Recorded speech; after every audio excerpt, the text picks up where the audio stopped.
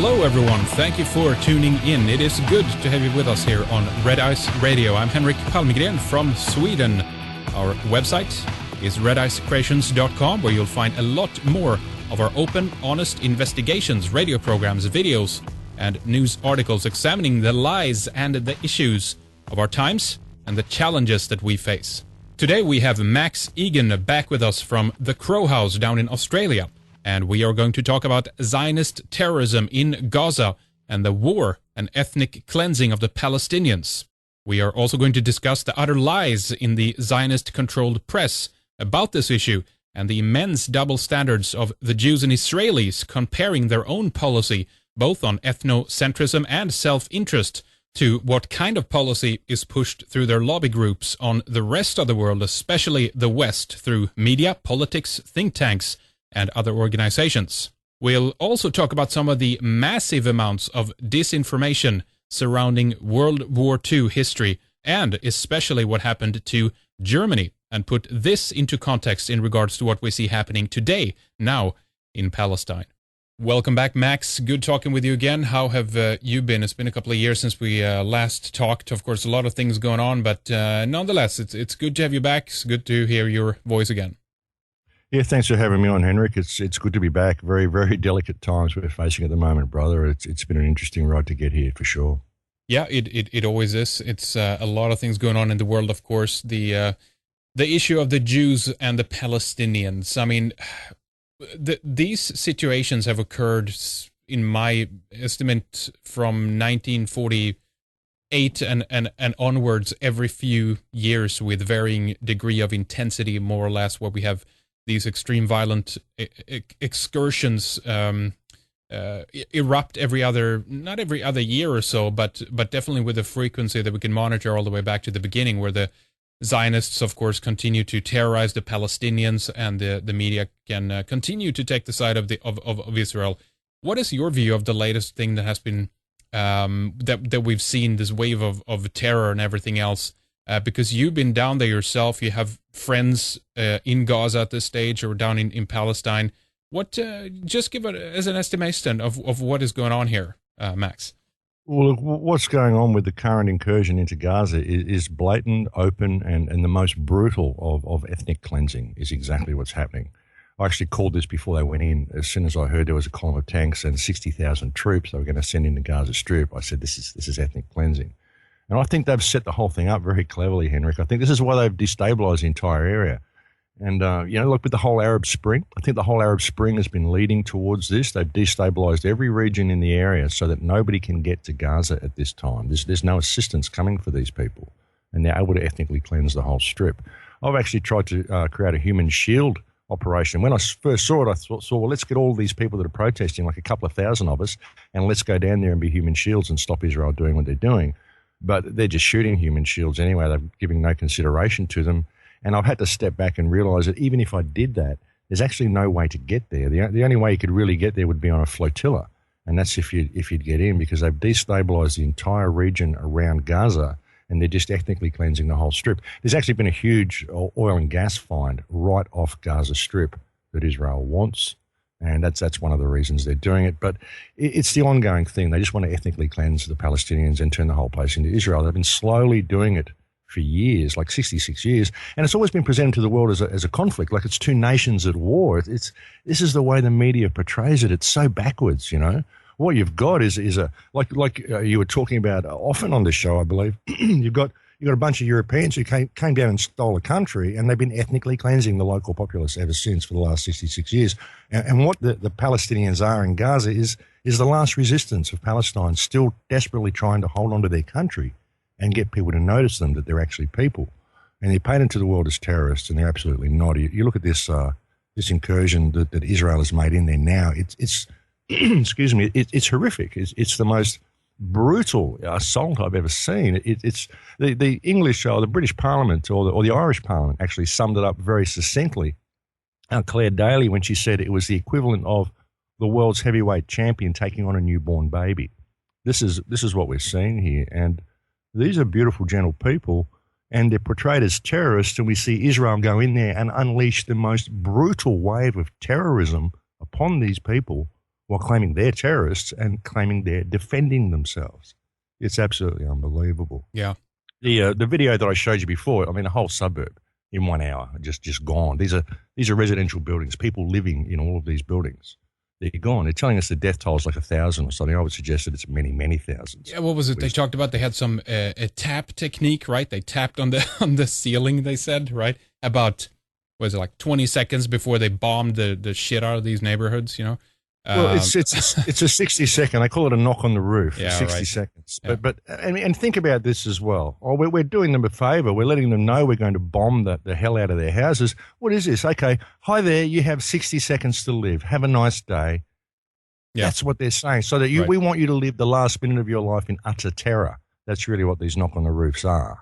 Yeah, I mean, this is the worst kind of terrorism that I've ever seen. And the weapons that they're using, Henrik, if you look at some of the weapons, is this experimental dime ammunition, these flèche bombs. This dime ammunition literally rips the flesh from your bone. It bears you down to the skeleton. This has been used on children. The Gaza population is over half children. Now, 1.8 million people packed into an area 25 miles long, 4.5 to 5 miles wide, over 900,000 children, and they call this a war. This is not a war. This is ethnic cleansing of the last resistance of Palestine, and it's been so orchestrated and so well contrived. And people really need to step back and see what this is. I mean, I've been screaming from the rooftops about this. This is the most important event since 9/11, this incursion into Gaza, because this is legitimizing ethnic cleansing by a Western superpower. This isn't Rwanda. This isn't Panama. This isn't some Idi Amin government. This is Israel, ethnically cleansing the Palestinian people with the most brutal of weaponry, while the world cheers them on and says, yeah, go kill the terrorist. You know, and it's setting a new precedent. And some of the things that Netanyahu has said in his speeches, what message are we sending if we allow terrorists to believe that they can hide in a civilian population? What is the moral thing to do? And he's saying basically the moral thing to do is to destroy the civilian population because there might be a terrorist in there. This is some of the dangers that I've been saying to people about going off and forming alternate communities. Your little hub of bubble of peace over there, it's not going to last because it's isolated from this community. They'll just come and take you out later. They want you to go and form these alternate communities. We have community here. We need to transform this one by changing the way we interact with each other and paying attention to what's going on in the world. You know, these little alternate systems that people set up, all they got to do is name one of you as a terrorist, and that's it. They'll take out the whole community and say you did it. And they're doing that in Gaza. They're setting the precedent for it right now. It's shifted the goalposts. It's taken things to a whole new level. And something we need to realize is that even with all the riots and protests and people screaming out about this, none of our governments are doing anything about it. Now, this is a brutal and blatant war crime. It's brutal and blatant ethnic cleansing with weapons from nightmares, and our governments are supporting it. They're not saying anything. Whether they're scared of Israel or not, the right thing to do in this matter is to stand up, and they're not doing so. And if you live in a country and your government is supporting Israel's action in Gaza right now, then you have a government that supports ethnic cleansing, and you need to pay attention. Yeah, I mean, they're certainly expert in ethnic cleansing. I mean, I think it says more about our governments to a certain degree than it does about theirs, and there's so many nuances to this that we can get into and go through with a fine-tooth comb, and we certainly can. But I mean, just look at how, the incursions that they claim, that Germany did into Czechoslovakia or Poland or something like that, right? When there was conflicts on the borders between German people in these countries and whatnot, and how the rest of the world basically declared war on Germany at that stage. This is not something that is happening to Israel when they now are ethnically cleansing Palestinians. I think it speaks quite a bit more about our governments and the complacency, but also being complicit in these actions. I think that it speaks of this idea that we are controlled in the Western world by the same forces that are operating Israel. That's what it says to me anyway. And just you spoke about the muscles, the heavyweight champions. The fact is that who are providing those muscles? Well, the United States are inadvertently, Europe are inadvertently, Germany especially through payments and reparations and everything else. So it's like a whole financial guilt-ridden support system that is in place for Israel, and no one dares to criticize them for the risk of being called an anti-Semites. That's what I think we're dealing with here. Oh, absolutely, absolutely, and it's the whole Khazar system. That's who it is. I mean, that's where it came from. The Khazar, the whole concept of the Khazars has been quite well known now. I actually did a whole presentation about it a couple of months ago, right around Australia, and let people know what's going on here, who these people are. You know, they're not the original people that are supposed to have the land. We all know this now. A lot of people do. But these people have infiltrated everything. There's Khazars and these Zionist Khazars, and you can't even use the word Jew. I mean, they hide behind the smokescreen of the Jews. And actually, the Semitic Jews in Israel are the most downtrodden people in all of Israel. The Semitic Jews actually lived there in peace for thousands of years. So they hide behind the smokescreen of anti-Semitic. They commit all of these war crimes, and you can't speak out against Israel because you're anti-Semitic. But it's got to the stage where we have to speak out about this. We can't allow these sort of war crimes to continue and allow war crimes, ethnic cleansing, complete corruption, and genocide, and all of the things they do to hide behind the word anti-Semitic. It's just not acceptable. And really, what Israel has done since being formed, it's carried out war and acts of aggression against all of the Semitic races around it since its inception. I mean, the government of Israel is perhaps the most anti-Semitic organization on the planet if you look at its actions, even what it's done to its own people by the level of programming in the Israeli people, the education system that they're given, and the level of programming. These people are literally programmed to hate Arabs. See, everything Israel does. I know this too. I mean, my God, I watched, don't mean to cut you off, Max, but I watched a video the other day I brought up when we talked with David Icke, but it's called Defamation. I don't know if you ever saw it. It's from 2009. It was a Jewish guy who did it, but extremely telling. I'm bringing it up again because I hope our audience out there will find it on YouTube. We linked it up a while back, so search for it on our website as well. We have it linked up right there, the whole movie. And just look at the level of programming on these young Jewish children about basically they're led to believe that in the entire rest of the world, and specifically Europe, of course, there's basically just an army of drooling Nazis just waiting to kill Jews, you know, and this intense fear-based kind of programming and frankly the way that they're I don't understand how they can be doing this to their own children as a way of kind of strengthening, with group psychology, victimhood, and everything else, so that they feel that they are more targeted out there than any other race or group, whatever you want to call them, or religious affiliation. But I think that they're doing it such so that they, in their own survival mechanism type of approach, will do anything that they dare to do in order to, in their view, basically survive and overcome this threat to them that exists out there in the world. And they're using their own children and programming them, themselves within their own group very, very efficiently. Exactly. They're programmed to believe that the world hates them and that everybody is out to get them, and they're programmed to always be on the defensive. And they're put through military, and they're trained to be very, very brutal. And it's a scary thing, And a lot of what this in Gaza as well, what they're doing, I mean, the sheer brutality that Benjamin Netanyahu is unleashing for all the world to see, like really, really brutal. They just shelled Al-Shifa Hospital yesterday. Every time they shell a hospital, this is a war crime. Every time they shoot an ambulance, this is a war crime. Every time they use fléché bombs and dime ammunition and white phosphorus, these are all war crimes. And there is no public outcry. There was a suggestion that perhaps they may have committed war crimes by the UN. I mean, are they kidding? All they've got to do is look around. So you've got to really see what's going on here. The brutality that they unleash, it's like a culture that hates life. They are so scared that everybody hates them that they hate the Arabs with a vengeance, and they are literally programmed to do it. And everything Israel says is backwards. It's always backwards. They always say the Arabs want to kill all the Jews, but if you look at the actions of the Arabs and the Jews, well, it's the other way around, But again, you go back into the Jew word. It's not the Jews, it's the Zionists. It's all Zionist programming, the whole thing. But you're not allowed to use the Z word because it's anti-Semitic. I mean, it's a hell of a system they've set up.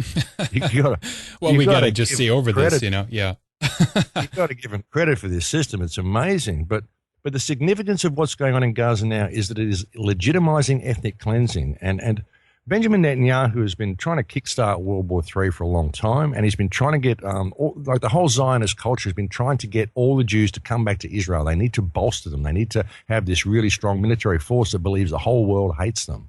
So with the brutality that they are unleashing on the Gaza Strip, I mean, the anti-Israeli sentiment on the planet at the moment, I mean, these guys are way down at the bottom of the barrel.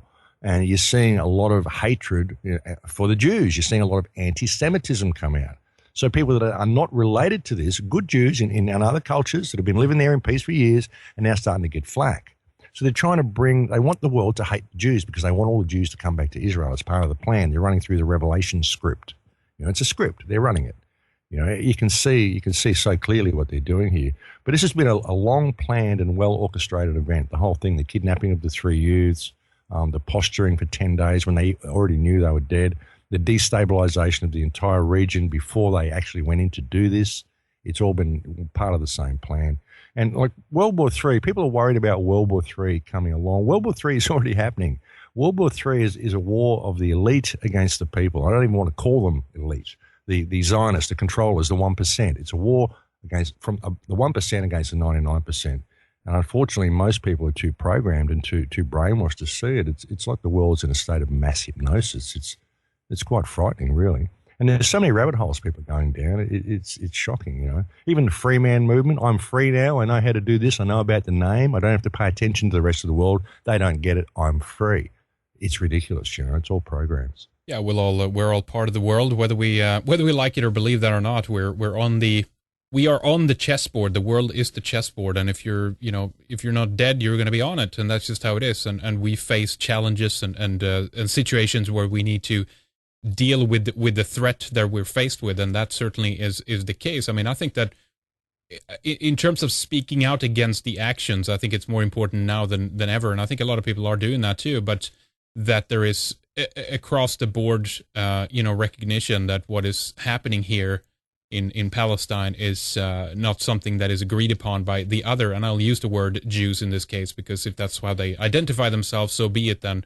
But you can call them Zionists or whatever you want. But the idea here, though, is that these are also people that are dictating, if we look at the Zionist infiltration of our governments, of the morals and the control of the media around the world, then it's a way of life that is dictated to everyone else, which is never, ever applied to the Jews themselves or the Israelis or whatever you want to call it. I mean, for example, we have organizations that argue in terms of how to prevent Jews from marrying outside of their own race, for example, while the rest of the West at least are urged to do everything they can if they want to preserve their own race. They're racists and etc. The double standards in every department, this is just one of them, of course, but in every department when it comes from war and terrorism to morality and ethnicity and everything else. All we have to do, I think, is just to continue to point out these massive double standards that seem to apply to them, but not to everyone else. And I think that this continued, violence against the Palestinians is just a prime example. And I think that if there hasn't been this hatred that you mentioned before directed towards them for what previously has been going on in the world, it certainly is on the ramp out, as you said now. It's almost like they're creating this prediction of theirs, if you will, is actually coming true because of their current behavior, Well, exactly. It's a plan. It's a planned, orchestrated event. Benjamin Netanyahu wants the Jews around the world to be hated because he wants them have to come back to Israel because it says so in the book. You've got to come back. It's in the book. If you don't come back, it doesn't work. You've got to come back, so I'm going to make you come back. It's all very well orchestrated. And the media, the media bias in this case is unbelievable. It's taken propaganda to a whole new level. It really has. And people are always talking out there. You go to talk to someone on the street and they go, it's because Hamas won't accept the ceasefire. But what is the ceasefire? What are the terms that Israel offers these people? You give up all your weapons and we will continue to keep you in the prison and randomly bomb you and let you die slowly. Or you don't give up your weapons and we'll bomb you now and kill you quickly. That's the choice that they've got. People have to understand what Gaza Strip is. And you can go back to Germany, go back to World War II. It all comes back to World War II. World War II is one of the biggest propaganda exercises ever. Yes, it is. It's absolutely incredible. This is another thing that I go through in the presentations I've been doing. And it's absolutely the level of propaganda that we saw in World War II and what we heard post-World War II is phenomenal. It's like it is. Nothing else. No, it's like nothing else. And it's provided the backdrop for all this to be able to occur. Exactly. And books I urge people to read. There's a talks, go and look at Miko Peled's talk, General's Son. I recommend people go and look at that. You'll find it on YouTube. It's a fantastic understanding of what actually happened with the whole division of Palestine and the creation of the State of Israel. I urge people to read a book called The Transfer Agreement by Edwin Black. Yeah. Fantastic book. Shows that there was actually, in 1933, that the Zionists had basically crippled the German economy, and Hitler was backed against the wall, and he said, look, I just get out. So I'll honour the Balfour Agreement. I'll fix it all up for you because the Britons didn't do it. So he basically got 60,000 Jews, gave them $100 million, and sent them all down to Palestine. And then they stabbed him in the back after that. Exactly. They stabbed him in the back. Well, they stabbed him in the back to do it to begin with. They stabbed Germany in the back in World War I, which is what created the Great Depression, the whole stuff in Germany, which is what created the whole World War II, everything. Yeah. It all comes back to the backstabbing of the Zionists to Germany in World War I. Yeah. And the biggest people who suffered in World War II really was Germany, the German people. Absolutely. And the stigma that they've had to deal with since then, the collective guilt of the German population. And the money and everything. So unwarranted. Yeah, and the money and the everything. money they've had to spend. Endless amounts. Everything. Yeah. The German people are the ones who truly, truly suffered in World War II. That's right. And I consider one of the greatest crimes of World War II to be the bombing of Dresden, which was full of refugees, mainly women and children, and happened after the ceasefire. And that was Winston Churchill went and carpet bombed Dresden and did what Israel is doing to Gaza now. Exactly. Yeah. And it was absolutely shocking. So, and some of these things that happened when the Russian troops arrived, like women being raped to death hundreds of times a day, and just horrible stories. Yep. Yes, and the German people that Eisenhower trapped in prison camps and just left there to starve. But what happened in Germany at the start of Germany, something that was a parallel which kind of you can look at Gaza now, was the Warsaw Ghetto. Now, if the Jews are so persecuted from what happened in Germany, they need to remember the Warsaw Ghetto. When Hitler invaded Poland, they got the Jewish quarter, they meshed it all up in barbed wire, and they just left the people there to die, cut them off from everything. And when they started to complain and fight back, they called them terrorists and wiped them all out. And this is exactly what Gaza Strip is. It is Israel's version of the Warsaw Ghetto. These people didn't learn anything from World War II, Well, exactly. I mean, I have my reservations and a lot of question marks at this stage due to all the propaganda that we heard of what actually happened during and after, just as you said, during the Second World War. But in this case, it's clear that the conditions that are created now in Palestine are, just as you say, are absolutely mimicked. This is the real prison camp. Exactly. Gaza is the big concentration camp. You know what I mean? Exactly. It's the world's biggest open-air prison. And if the Warsaw Ghetto situation did indeed happen the way it's told us, the way it's depicted to us, I mean, I don't know. I wasn't there. I can't make the call. All I know is the history that's been given to me. But if that did actually happen, then why is this race, the people who set up Israel, now doing exactly to a T the same thing to what the Germans apparently did to them? And not only that, but doing it to 1.8 million people, 900,000 children who've never known any other life but to live in that prison camp. And I went to Gaza Strip in 2012. I went there with Ken O'Keefe, and we just thought, let's go in. Ken went, well, I got the key to the city. Well, I was there on the Mavi Marmara, got the key to the city. We know some people. Hey, let's get in because Egypt won't let us in. Nobody will let us in, so let's just go in anyway. So he had some friends in there, some rebels, and we found this little tunnel, which was not a Hamas tunnel, not any of these official tunnels that you hear about. This was dug with kids, by teenagers. And it was 50 meters underground. It was a tunnel we had to crawl through for most of the tunnel on our hands and knees. It was over, I don't know how long it was. I mean, I couldn't honestly say how long it was. It must have been over a kilometre, could have been a mile, could have been longer. I don't know. We were underground for an hour and a half crawling on our hands and knees. And we started a long way from the border. And we came up in a blown out building in Rafah underneath this collapsed staircase. And we got into Gaza Strip. We got taken to a safe house. Then we went into Gaza, into central Gaza Strip, right near the boat harbour there. And we rented a unit and hung out for 10 days. Now, I ran around Gaza Strip with a video camera. We made videos. We got up on the roof, made videos, and put them on YouTube just to let the world know where we were, that we were in Gaza Strip. And we were holding the video camera in a manner so that you'd know exactly where we were in town, because we wanted everyone to know where we were. We wanted people to know what building we were in, because we'd entered this country illegally. We wanted the world to know, hey, look, we're in Gaza Strip, because, I mean, anything could happen to you, and all it would be on our passport was Egypt. No one would know what happened to us. So we made this video, and we let the people in Gaza know where we were in the manner that we made the video. And then, sure enough, the next day, Hamas come and knocked on the door and came and confiscated our passports, which was an interesting thing. It was an interesting feeling being in Gaza and not having your passport, you know. They came, knocked on the door, they confiscated our passports, and it took us 6 days to get them back. They actually gave us our passports back about an hour and a half before we were to leave. We said to them, look, we've got to have them back tomorrow because we've got a flight out of Cairo the next day. Can we please sort of leave, you know? And they were, you know, they actually, it was interesting because like we'd entered this country illegally. We didn't ask anybody to come in. This is a war zone. I'm running around the streets with a video camera, completely unprotected, okay? This is this hotbed of terrorists, is it, okay? I mean, I've gone in there to have a look for myself because, you know, you go to these places, you get a sanitized version. They show you what you want, what they want you to see. I didn't want that. So Ken and I just snuck in through this tunnel and we just wandered around. He went and saw his friends and sorted stuff out and basically left me to my own devices. I went up to the Ministry of Detainees. I interviewed people there. We went up to the university. We spoke at the university. And when Hamas came and pounded on the door and confiscated our passports, they basically didn't confiscate our passports right then. They pounded on the door and they said, we would like you to come into the Ministry of Interior tomorrow morning at 10 a.m. to discuss your presence in Gaza. And we thought, well, that's pretty good. I mean, they didn't sort of kick the door down and put us up against the wall with Kalashnikovs and run us off to jail for entering their country illegally. So we went in the next morning and we surrendered our passports to them. They held them for 6 days. They gave them back about 12:30 in the afternoon. No, about 11:30 in the morning. They gave us our passports back and they said, you've got to be at the border by 1 because the guys on the border know you're coming and they will let you through. You can't go out across Rafah crossing because Egypt will arrest you because you came in illegally. Right. So we've got to send you out through one of our official tunnels.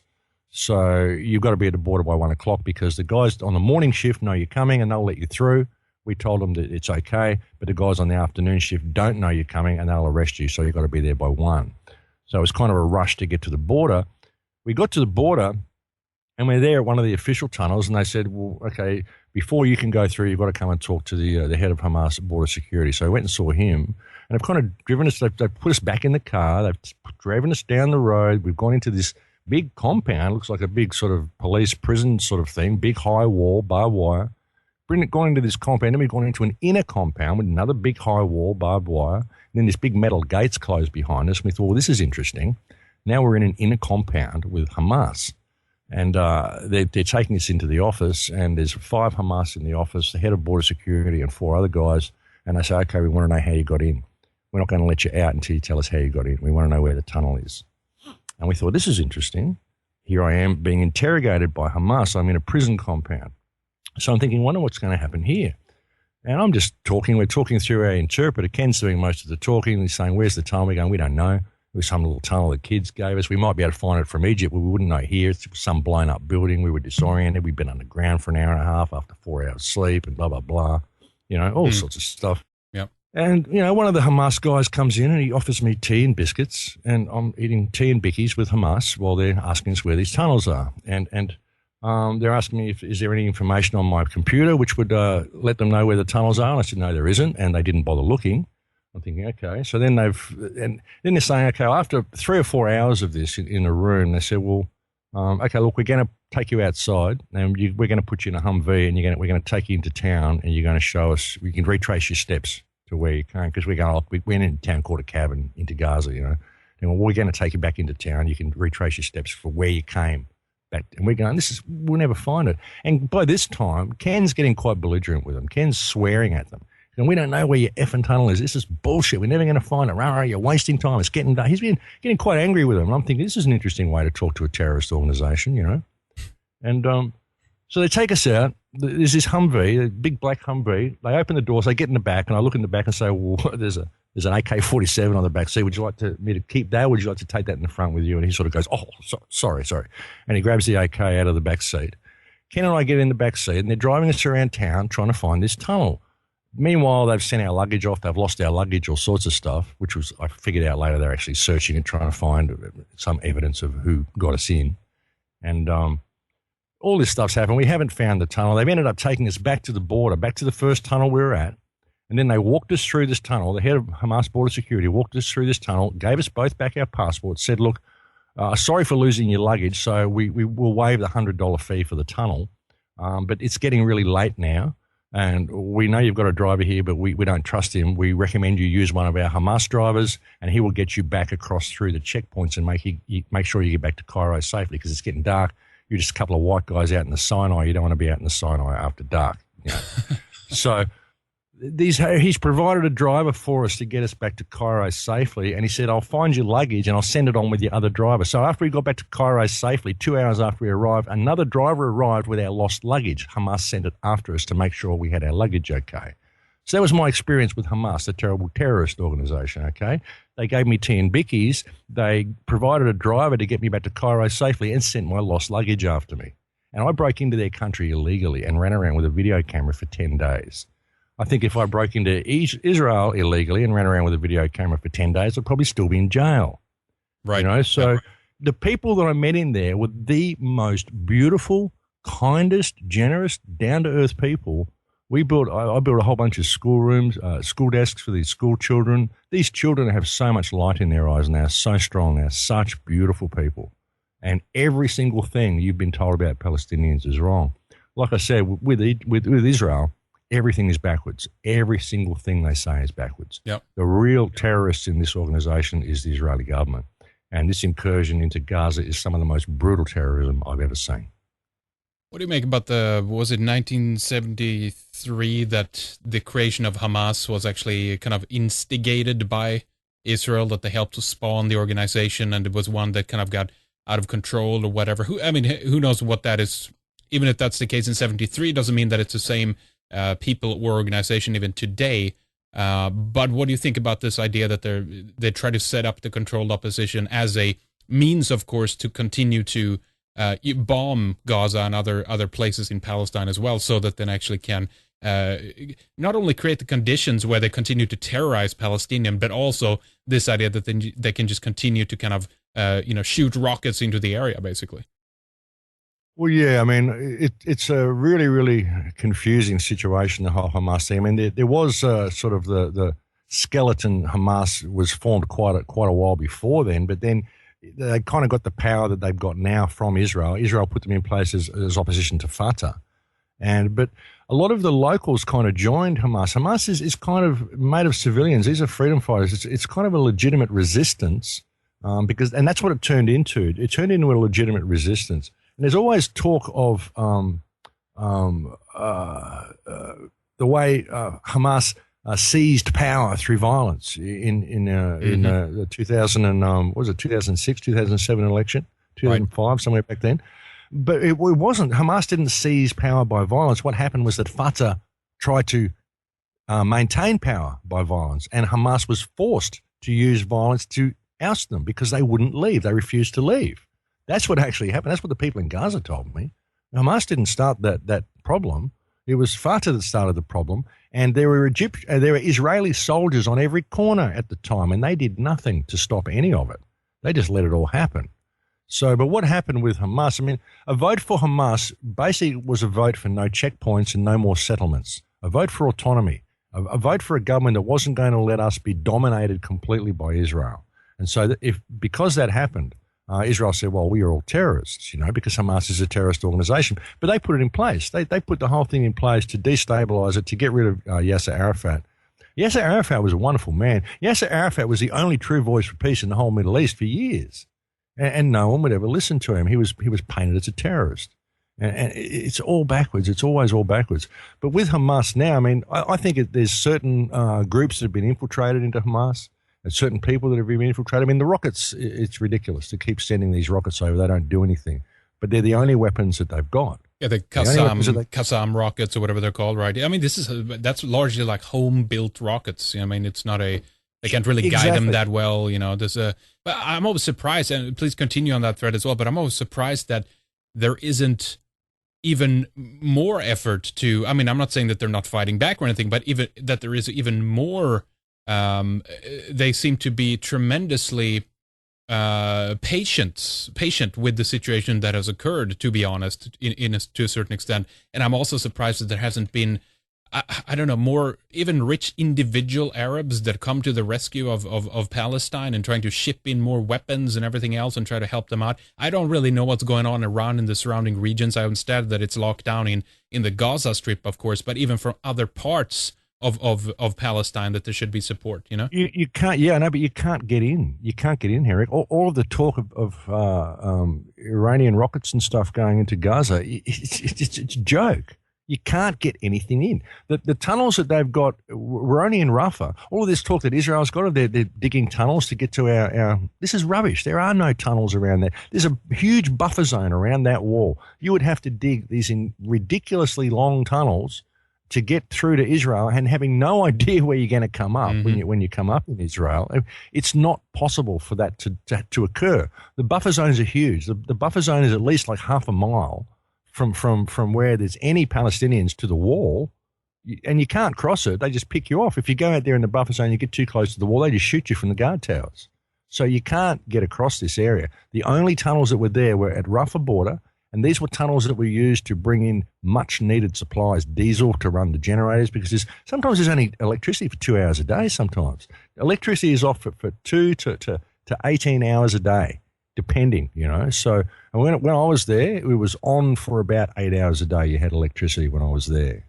So it's impossible to get all of this stuff in. And to get across the Sinai, I mean, it's checkpoints up the arse, man. There's so many checkpoints across the Sinai to get anything through there. There's no way. I mean, Israel and the Egyptian government, which is completely subservient to Israel through the whole Oslo thing, this is all, I don't know if it was, but I can't remember the name offhand. I'm a bit vague at the moment. I've been at 3 hours sleep a night, but it's such a controlled area, you cannot get this equipment in. So even if people wanted to give them weapons, you can't get them to them. Right. And even giving them money, there's a lot of money in Gaza. There's a lot of wealthy people in Gaza. They just don't have anything to spend it on. I mean, you can't even get the basics of concrete or steel or anything that could possibly be used for a weapon. You can't get it. If these people want to rebuild their houses, they have to go out onto the buffer zone and go and collect blown up buildings and repowder the concrete to use to rebuild their buildings when they get blown up, you know? Yeah. Even from the Egypt side, let's say, because, I mean, obviously, even with, let's say, the Muslim Brotherhood in more position of influence in Egypt, there would be some kind of support from this end of things. But I guess not. We're not seeing that, I guess, right?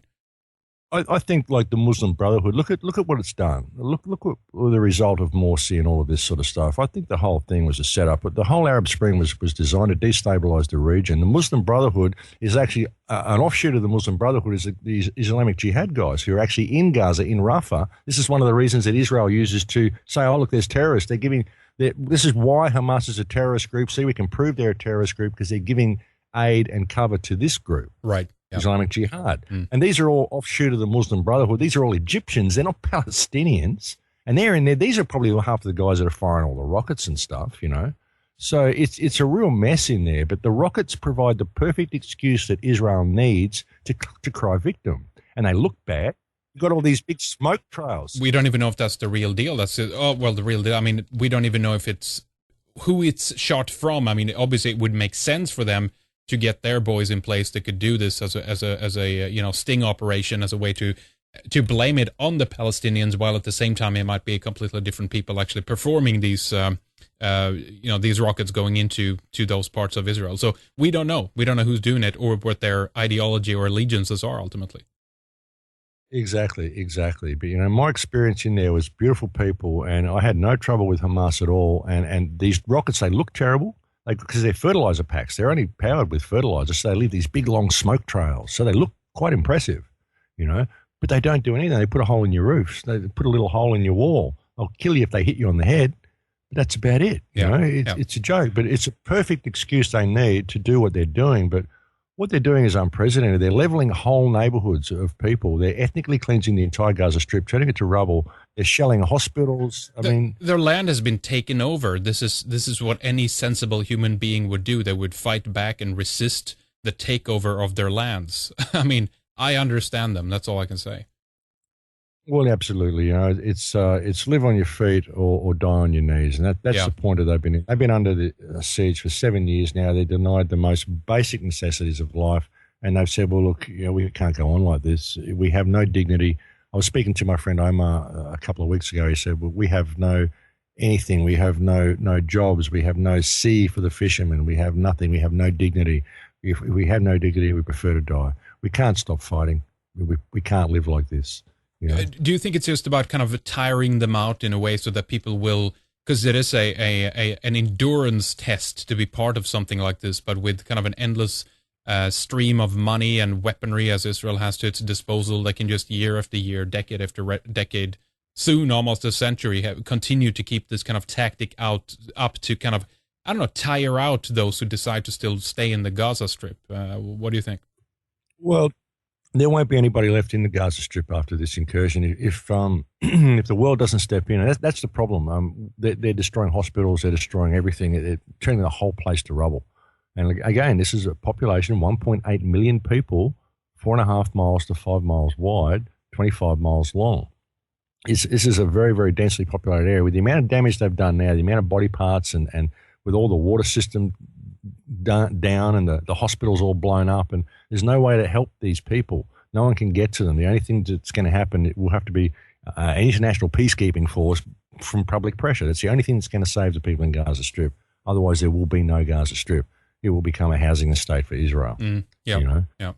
That's what we're seeing here. It's blatant ethnic cleansing, Henrik. If we don't stand up, and people have to realize what this is government-approved ethnic cleansing. All of our governments are approving of this. This is showing us the wave of the future. This is we're coming to a town near you if you don't pay attention to this now. And I say that to people, this and say, is coming. Yeah, of course. No, but this is happening already. Ethnic cleansing is just it's happening in Europe right now. It's just happening on a long-term plan with replacement level migration. I mean, this is what they do the best. This is what they always been up to, you know, and since 48, since this atrocity occurred overall. And I mean, I think that the reason, again, as I went back to before, why more isn't being done about it is because we have so many complacent people in our Western governments that are allied with these Zionist interests, and that's why we don't see any viable criticism and speaking out against it, you know? Exactly. I mean, the influences are everywhere, especially through the media. And also, it's been such an ongoing conflict. Gaza.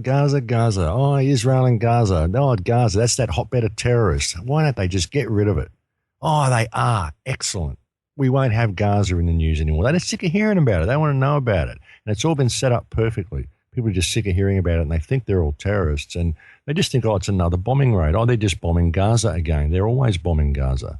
That's the thing with people. I've had people say to me, oh, well, they're always doing this. So it's just, you know, old news for them. Even if it's new news, it's old news. That's the problem, you see. They're sick of it. Yeah. But and the bias of the media, even when I was reading a headline the other day and it said Israel resumes bombing.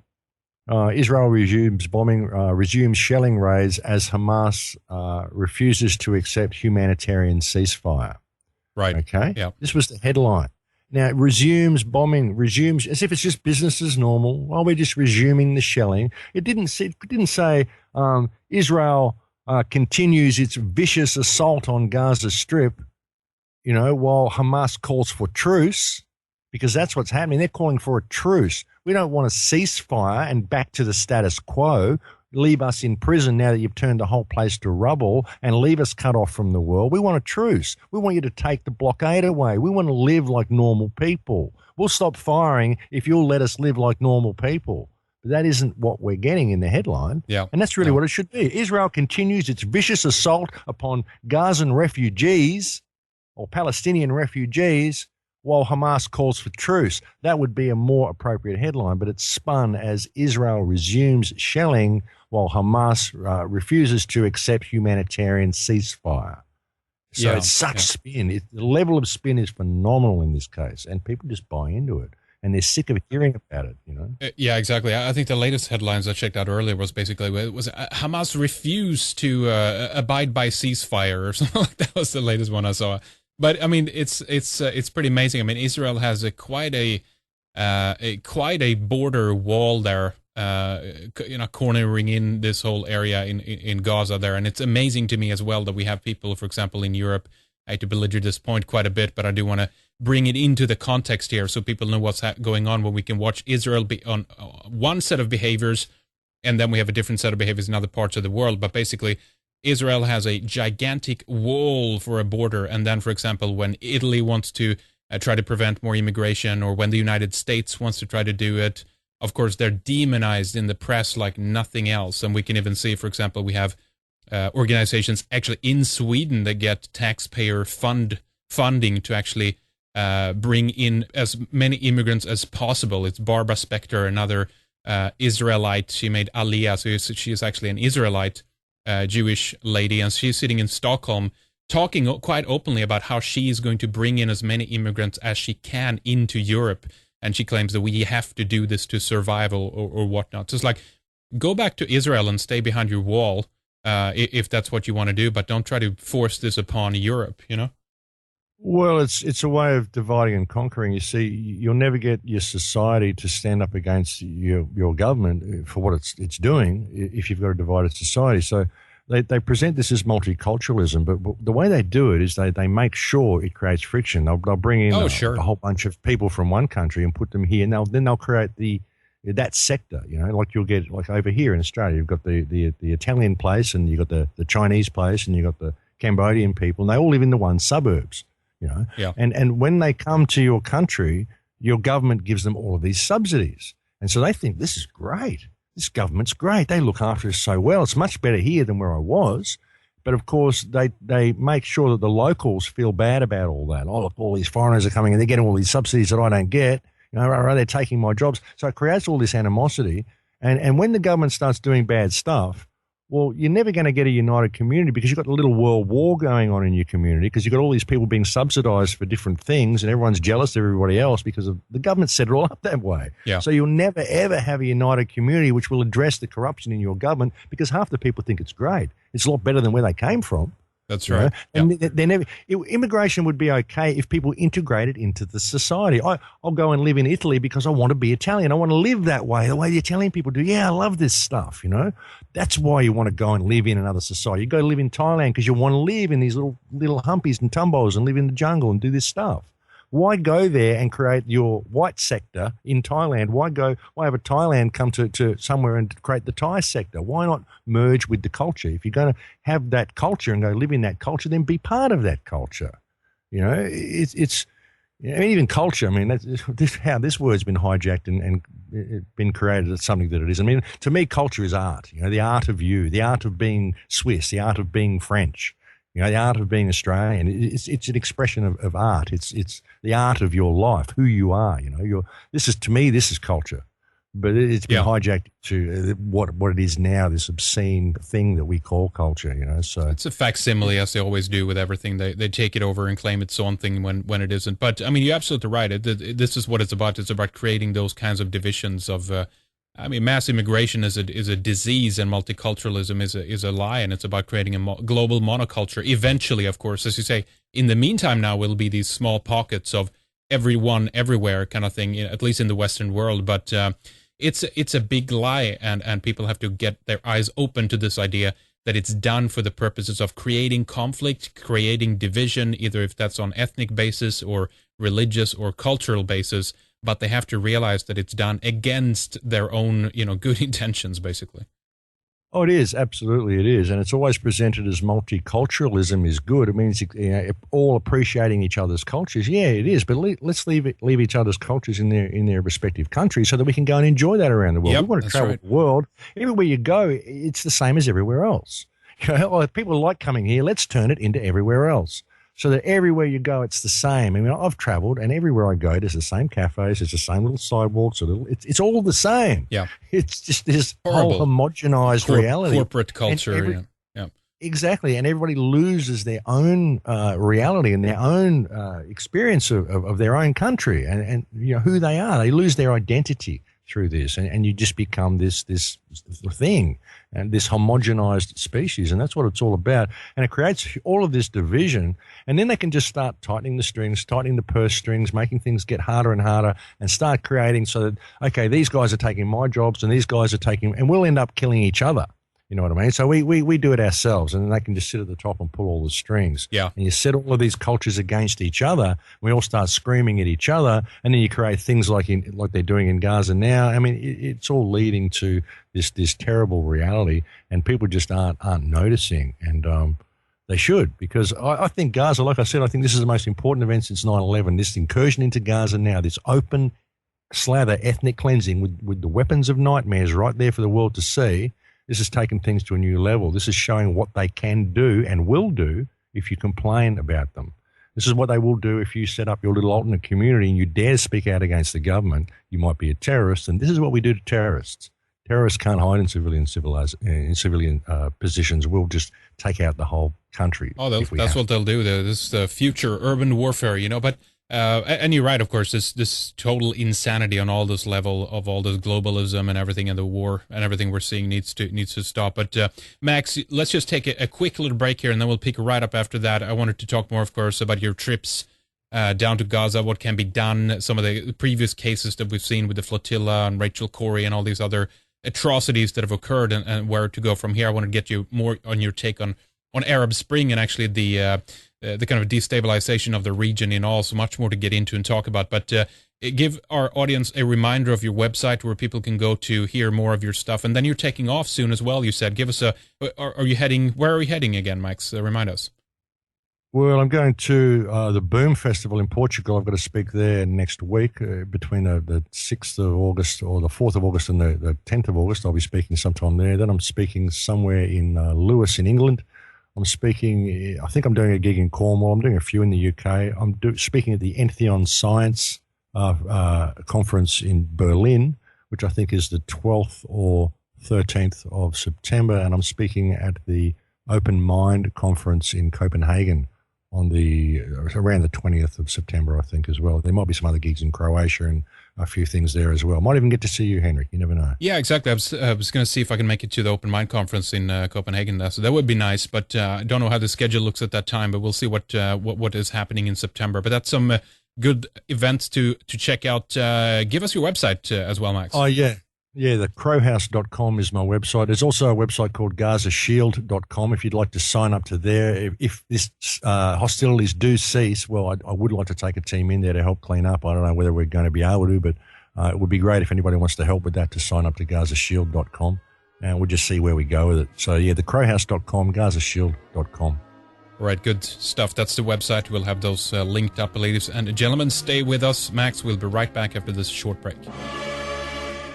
Okay, ladies and gentlemen, we'll return after a short break here to talk more with Max Igan about his time when he visited the Gaza Strip and, of course, what is happening down there right now and what can be done to bring more attention to this issue, to show the world the policy of Israel.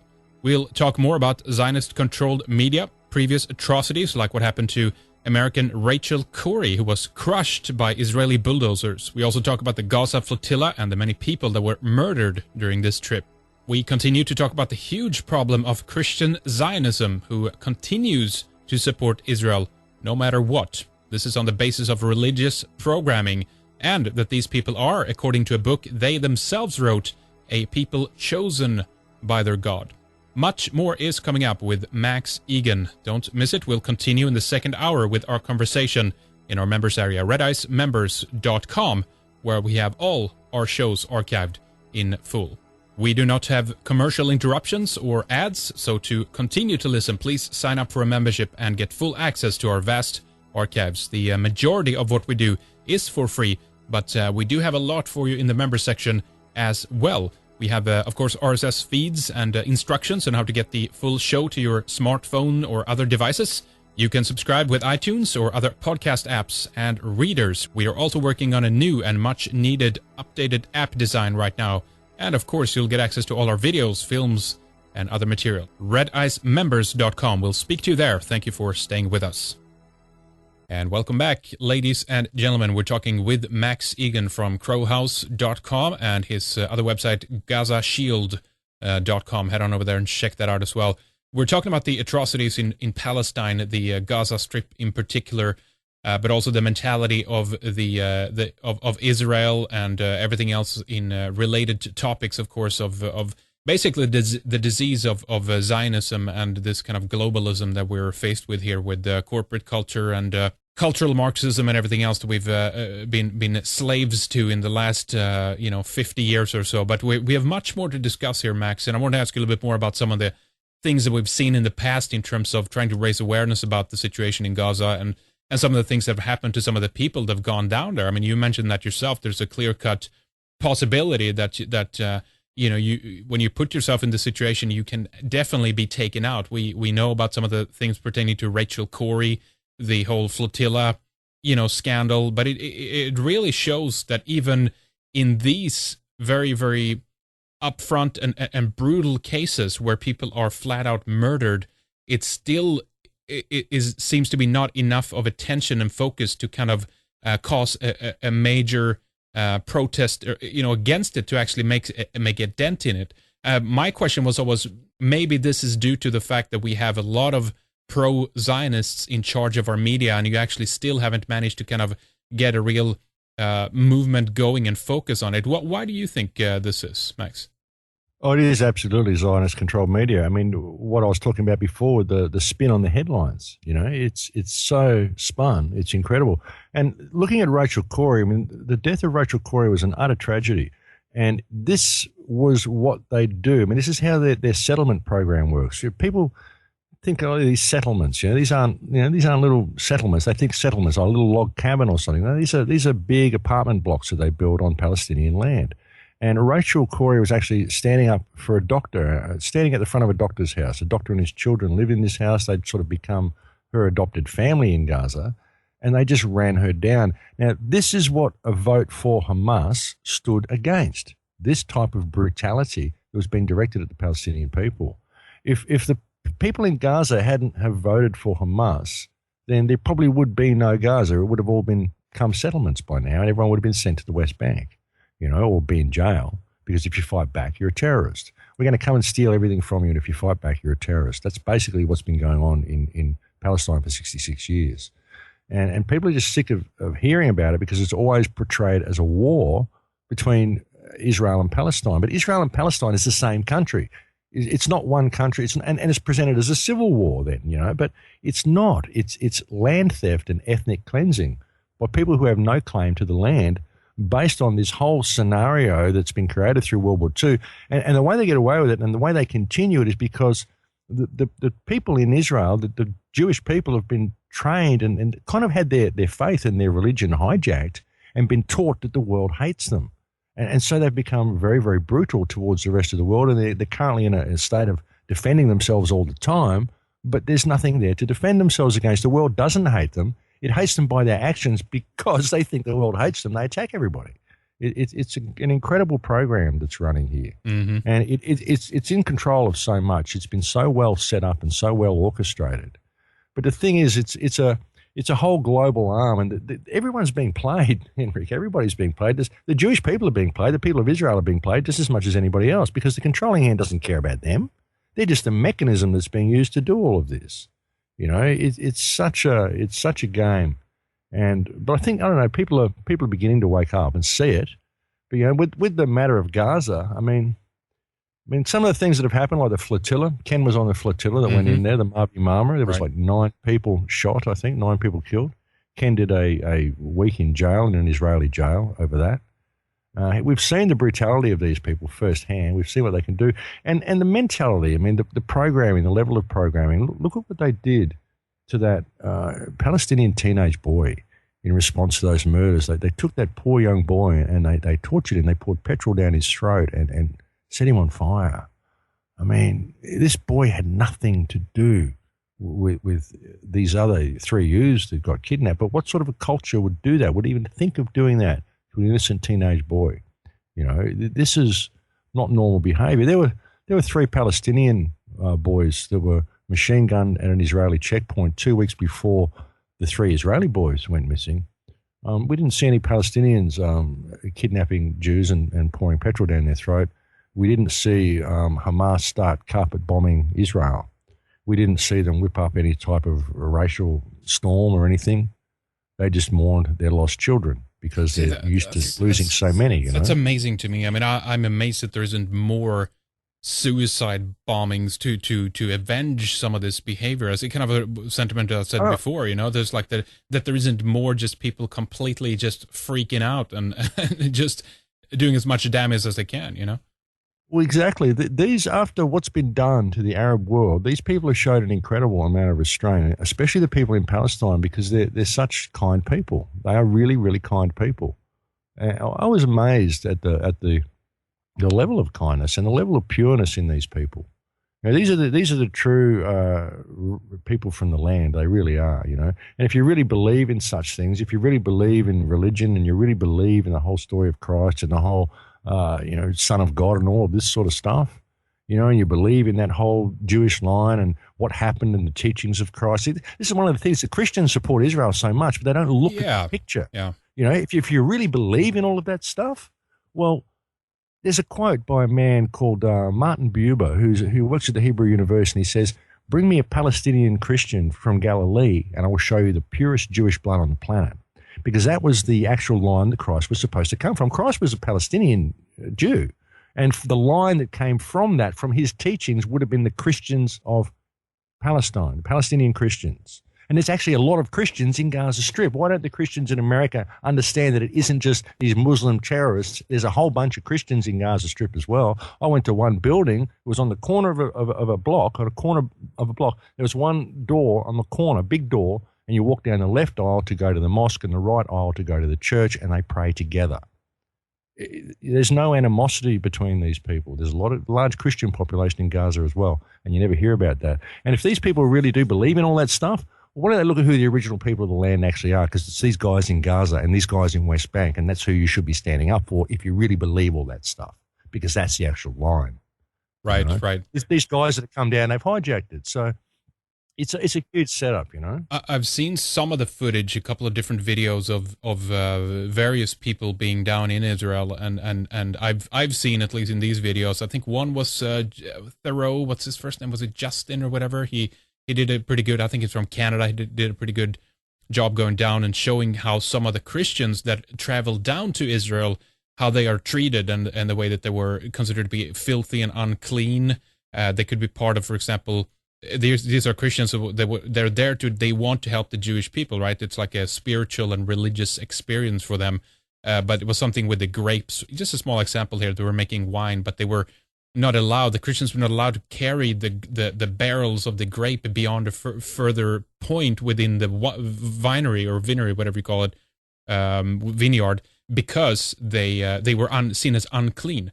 And there's a couple of these examples as well where Christians are around in the area. And there seems to be a high resentment for that. Now, if that's across the board, I don't know, but I've definitely seen some of that footage, and I was really surprised that I think there's a lot of Christians don't understand this. A lot of the Christian pro-Zionists don't understand that there is a huge animosity as well towards, Christians. But if they knew some of this stuff, I think that hopefully, in a way, their sentiments would begin to change, because at least from the American perspective, I don't know how it is in other parts of the world, but the Christian Zionist movement is a huge supporter and a money and a cash cow for Israel, of course, which only adds to this issue and to this problem. Exactly. See, I think that this is why I think it all goes back to who these people actually are, and whether it may be a genetic thing, because the Semitic Jews that I've met and the Semitic Jews that are in Israel, a lot of these are very good people. There's a lot of them who hate Zionism, who want things to go back to the way they were, who don't respect the state of Israel's existence, say it shouldn't exist at all. It should have just remained the Holy Land that existed within Palestine for thousands of years, or it always had been. And so you've got to look at this line. Why would all these Zionist Christians really exist when this whole thing is so much against both Judaism and Christianity and Islam? It's against all of them, the main monotheistic religions. It's kind of its own life form, Zionism. So where does it come from? I think it comes from these Khazars, this Khazar line. If you look at the history of the Khazar race and the Khazarian Empire, they were a very, very warlike race. I can't remember his name, but I started with a B. Like I said, I'm a bit vague today. But the Khazar king actually used to hire out mercenaries to other countries that were having wars. And if you got the Khazar army working for you, you didn't expect to take any prisoners. These were really, really brutal people, absolutely brutal. They'd rape, pillage, and plunder everywhere that they went. and you couldn't get them out. They were embedded like a tick. They were a very, very long-running empire, So I think it's just this line. I don't know. These are very, very brutal people. And they have been brutal people through history, and I think they've gone out and they've infiltrated everything. Like when the Khazarian Empire kind of dissolved, which was around about a century ago or something. Like it started around about 600 or about 740. I think they converted to Judaism, and they lasted till about 900 or 1100 or somewhere around there. And they kind of spread out across Europe from then. This all became the Jews of Poland and all of this sort of stuff. But the thing is, they'd convinced themselves within a couple of generations that they actually were the descendants of King David. That's the thing. When you look at the Israeli people, the Israeli education system, when they tell you that there was never a Palestine, that it's all, and all of the stuff that they tell you is completely false history that they tell you, they're not lying to you. They truly believe this 100%. And they believe that the world does hate them. They're fully programmed. It's the most programmed culture imaginable, and it's got a completely different history to the rest of the world. And they're so paranoid about it, and they're so intent on doing this that they've gone out and infiltrated all of our countries, and now they're teaching the rest of the world that false history. And the rest of the world just going along with it because they don't know. They just do what the TV says. It's amazing. It's amazing what's happening. But, that's how it's kind of all been done. So that's who I think it is. I think it's the Khazars, because the Semitic Jews don't want this, and the Semitic Jews really aren't like this. And all of this Muslim extremism, this isn't Muslim, this isn't Islam. All the Christian extremism isn't the teachings of Christ, and all the stuff that Israel is now doing to Palestine, it's not the teachings of Judaism. So it's all been hijacked by these Khazars, Yeah, Arthur Kessler, the 13th Tribe. I've seen some of their arguments, both for and against it. And at this stage, I'm not certain about any of it. This is more for me personally to look into and everything else. But I think, nonetheless, despite all of that, kind of talked with David Icke a little bit about that last time he was on here, and we kind of talk.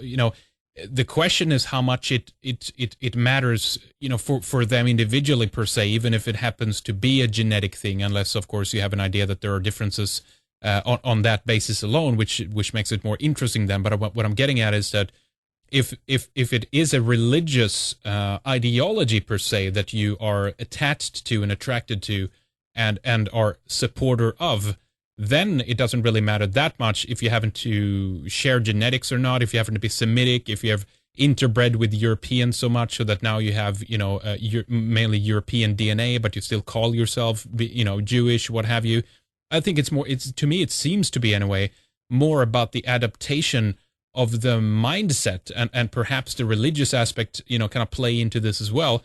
But as long as the acceptance of the behavior, let's say, of Israel, or that you defend Israel or whatever they do because they happen to be Jewish, and my God, you can't speak up against the Jews or whatever, then that is the problem. I think we need even more people to speak up against Israel, and specifically people that are of the Jewish faith. I think the more that happens, the better it is, and even if that means that it creates division within their ranks, that's the better, I think, in that regard. And that will be an internal issue that they have to deal with, that the behavior of what Israel is doing right now, it's not something that should be accepted across the board. And I'm not saying that it is either, but I think that it would be even more beneficial if more and more people were speaking out about this, especially if they were Jewish, Max.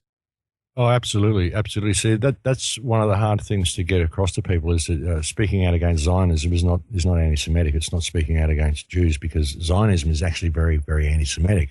It really is. And with what the Zionist government is doing, it's going to bring about the implosion of the state of Israel. If you really care about Israel, then you should really look at who's running it and what it's doing. Because, as I was saying, the whole culture and faith has been hijacked with this false history with which people are taught to hate and taught that everybody is a threat to them. And it's not true. Nobody's a threat to anybody else. It's all created, and it's all fiction, and it's all programming. That's the problem. These people have had their faith and their country hijacked, and to a large degree so have many other people. But there are still pockets of purity left, which is what you'll find in Palestine, which is why they're so intent on wiping it out so publicly. Yeah. But everybody's got to understand that the whole world has been hijacked by something that is not what it seems. And really, I mean, if you look at the whole thing, the whole Vatican system, the 3 city-states, these big attack dogs rise in different places all the time, whichever suits the agenda. however it works, And you look at how all this has been orchestrated. They destabilise the entire area. Then they started ethnically cleansing Gaza. They shoot down a few planes to keep you distracted. All of this war posturing with Ukraine, all of this sort of stuff. I mean, it's all theatre for the masses. It's all about depopulation. They don't care where it is. I mean, if there was a war in Ukraine and all of this sort of stuff, they don't care. They just want to send your children to a place so they can all kill each other. That's what it's all about. Kill as many people as possible and get them to do it to each other. Just cook up all these things, shoot down a few planes, do this, do that, whatever. Let's just kill lots of people. And that's what they're doing, It's all theatre, And nobody wants war. I don't know anybody from any country who wants war. The governments cook all this stuff up and they send your kids off to kill each other.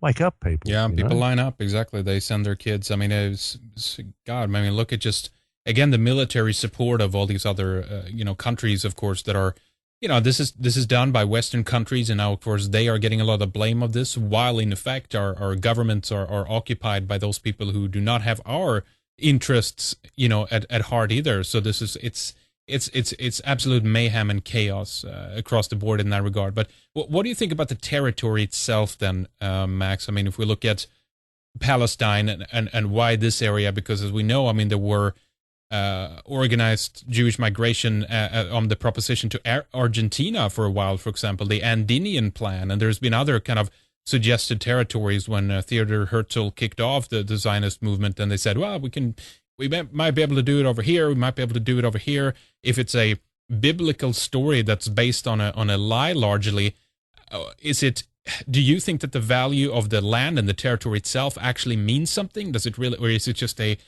just become a symbol of what they want to keep and preserve for themselves, which in this case is a homeland? But I guess in your case, you mentioned that they recently discovered some oil there, so that would point in a different direction, I guess, right?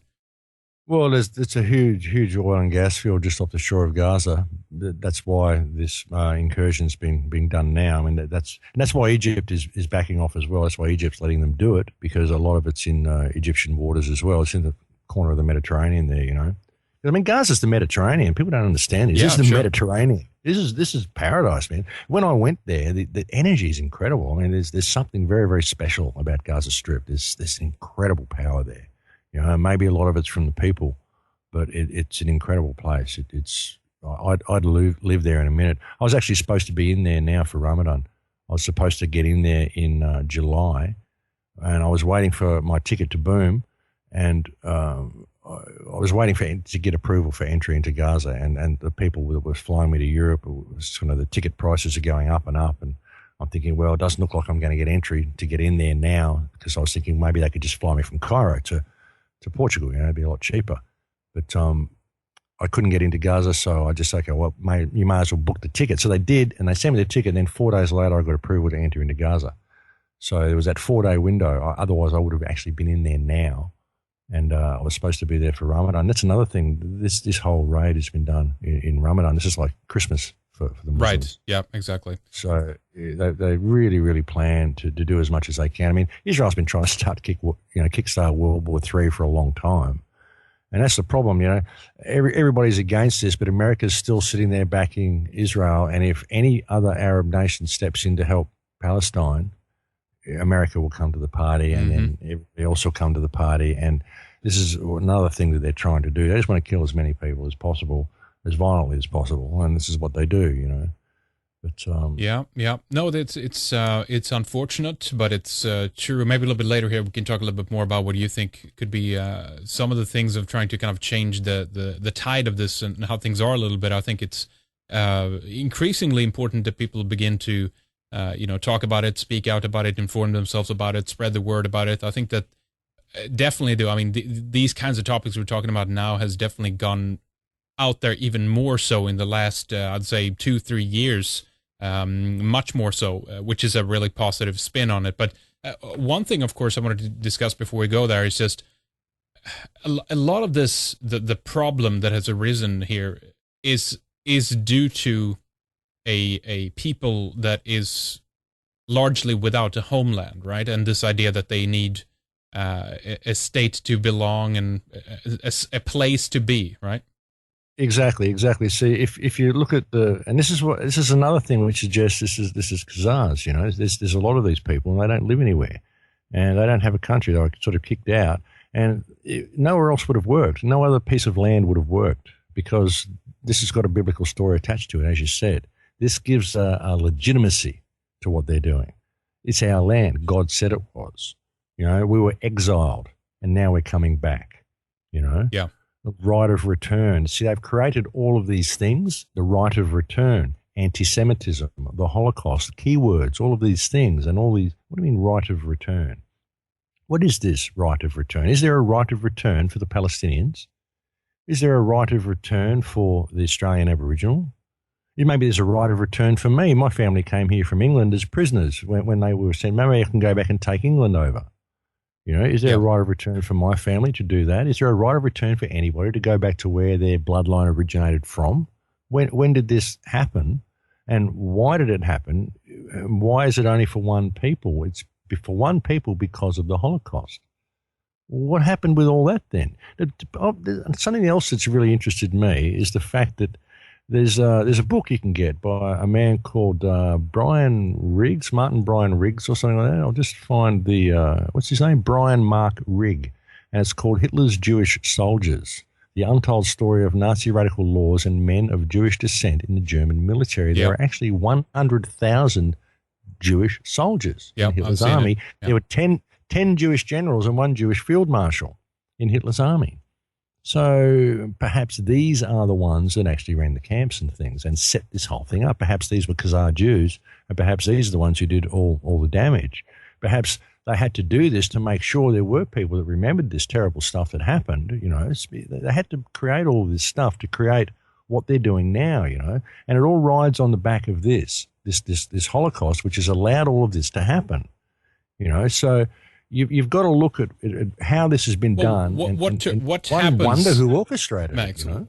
What happens if it turns out that there are even more lies behind these stories than we're led to believe? I mean, that would be just an amazing place, of course, to end up in terms of realization for a lot of people. But the fact is, there is a lot of people that have done investigations into this, none the least people like David Cole and others, of course, where a lot of it seems to have been massive amounts of Soviet and Allied propaganda after the war, reconstructions and bridging all of this stuff together as a way of legitimizing not only the destruction of Germany that we talked about before, but also consequently everything that has happened when it comes to Israel and everything. I'm just posing the question here, what if then this is all hinged on a massive lie? What happens, and how does that change the story if it's true what people like David Cole is saying, for example, that there's a lot of lies surrounding the Holocaust? How does that change the picture?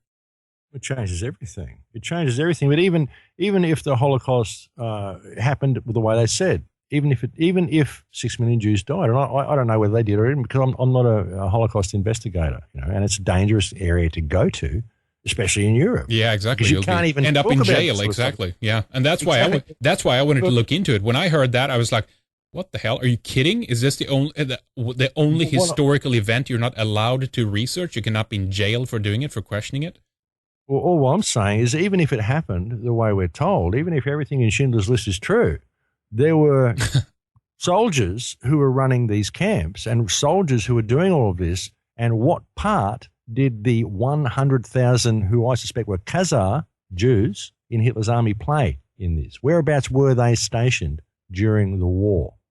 Were they near any of these areas? Were they any of the people who gathered up, any of the people who suffered in the camps? Were they the ones running the camps? Who knows? What were these doing? What were these people doing in Hitler's army? If Hitler was out to exterminate Jews, why was there 100,000 of them on his payroll? Well, I don't think it was because he was trying to exterminate the Jews. Where's the paperwork for that? There's no exactly. No one has found any paperwork. They were meticulously documenting culture, the Germans, and no one has actually ever found anything like that.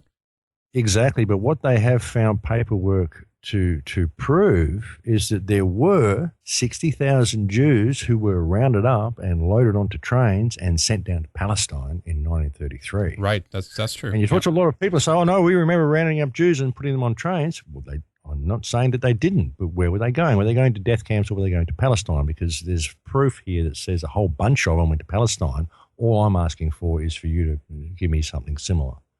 You know, so there's a lot of questions. A lot of questions, exactly. Cui bono, when you look at all of this and you look at the result of all of this and the state that the world's in now, and you realise that we could well have been hoodwinked in far more ways than we imagine. History is written by the winners. And, yes. You notice if you look back through history, it's incredible how the good guys always won. You see that? Isn't it amazing? Exactly. I mean, I just don't understand why good, sensible people and truth seekers. And again, I'm not making any kind of clear cut assertions at this point in regards to anything. I just have a lot of question marks at this point. That's all I'm doing here. But I just don't understand why good so-called truth-seeking people are great in discovering conspiracies, see the lies in everything that we have seen going on in the world, except on the question when it comes to Germany and what happened during the Second World War. There, the Hollywood version is 100% correct, and there's nothing about that you're allowed to question. Otherwise, you're a Nazi who wants to kill 6 million Jews. So. Yeah, it's a very, very interesting setup that's going here. I think one of the greatest unmentioned crimes of World War II was actually the bombing of Dresden, which happened after the ceasefire, which was commanded by Winston Churchill. Dresden was a town that was swollen to the brim with refugees, mainly women and children who'd escaped from Berlin. Because, of course, when peace was declared or ceasefire was declared or the end of the war was declared, the first thing that happened was that Berlin got flooded by Russian troops who looted the entire town and raped every woman they could find. Some women were raped to death up to 100 times a day by soldiers. Any woman aged between 8 and 80 was a target, and many of these people fled with their children to Dresden.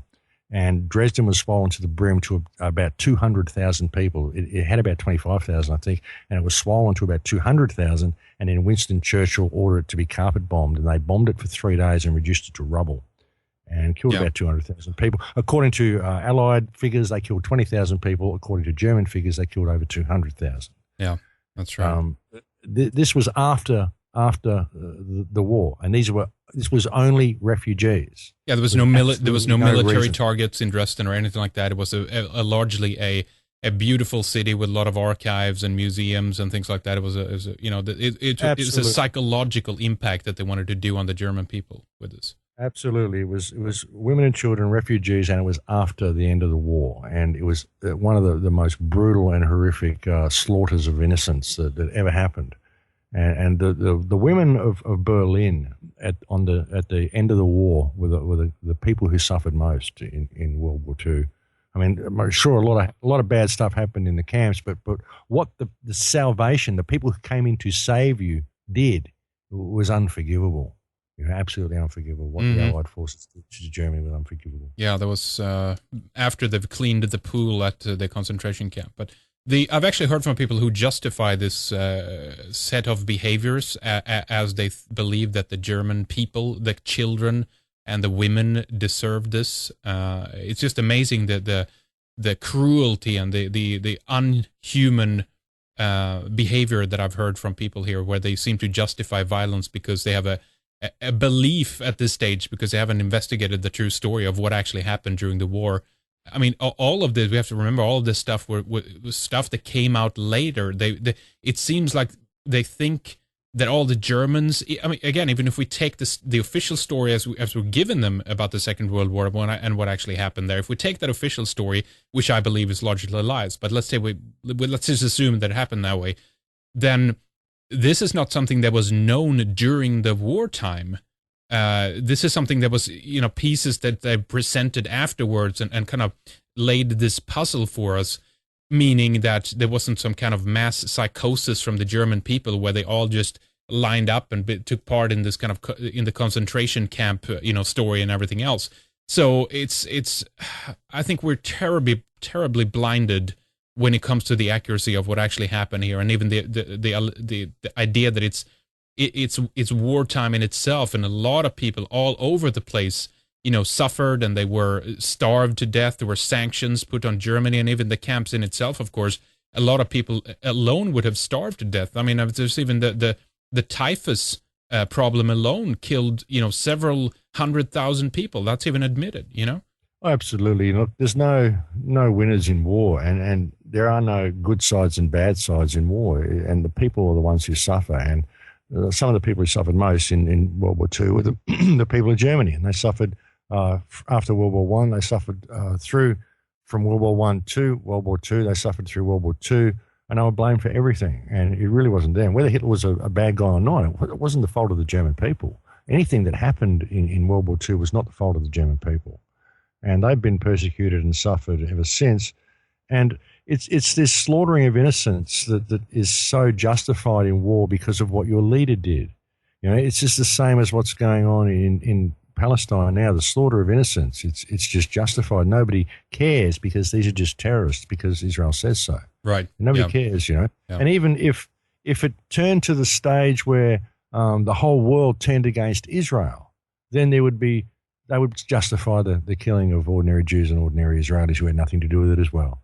You know, because that's just the way people have been trained to think. It's the way they've been trained to react. It justifies all of this. You know, if someone commits an atrocity, then we can blame the entire people. It's this subtle racism that's portrayed in every aspect of our lives. Collective punishment and subtle racism. We're taught not to be racist. We're taught to be multicultural, but we're always fed racism all the time. Everything is racism. War is racism. I mean, for God's sake, of course it is. Any war is racist. How can it not be? You know? So when you look at all the wars on the planet. So, but everything, you know, it's justifiable wholesale slaughter of innocents, and it's all done through this. I don't know. It's sick, Henrik. It's hard to imagine where we could go from here. You know, if people up to what's happening, and I think we're really at a turning point now. I mean, I've been trying to convince people and talk to people about energy and see, this is what it's all about as well. I mean, ultimately, it all comes down to us. It's why aren't we standing up to our governments? It's because of fear, because we don't understand ourselves. We don't know who we are. So we don't approach reality from the right perspective. We don't approach each other from the right perspective. Now, you can come back down to these spiritual understandings which give you the strength to stand up and do what you and I are doing, to stand up and actually speak out about this and call these people accountable for their actions.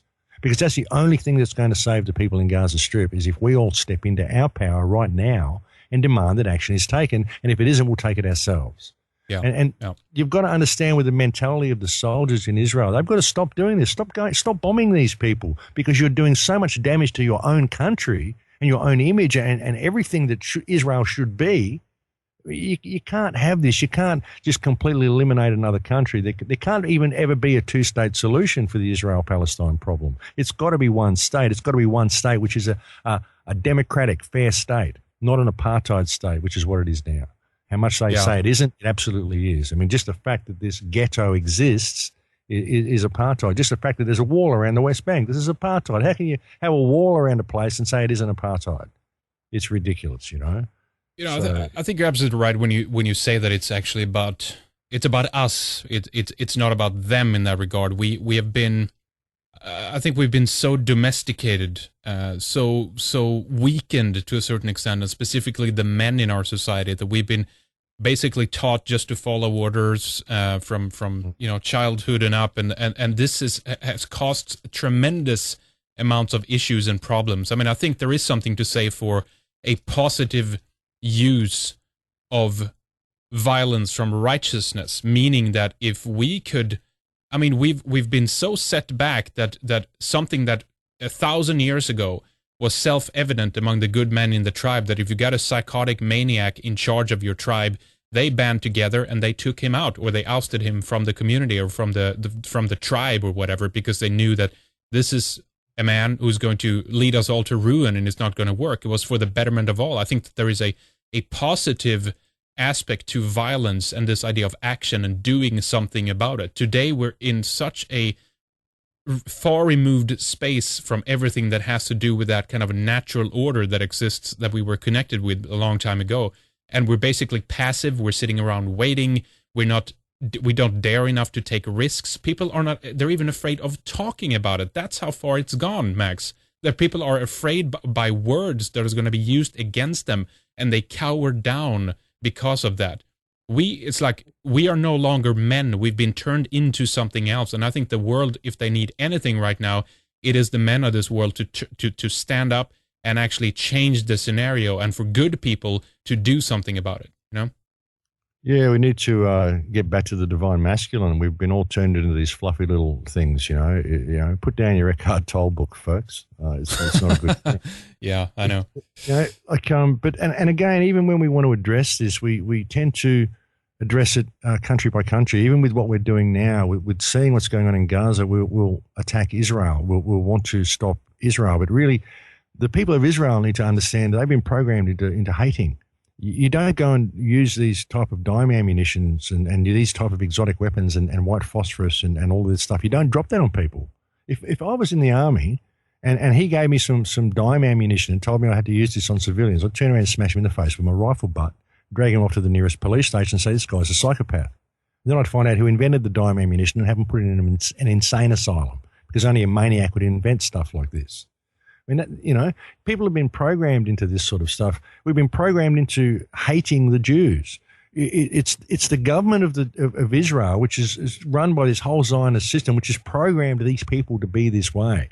And it's a very, very effective attack dog for the rest of the world, because it's caught up in this whole woolen structure of anti-Semitism and the Holocaust and all this stuff that protects it.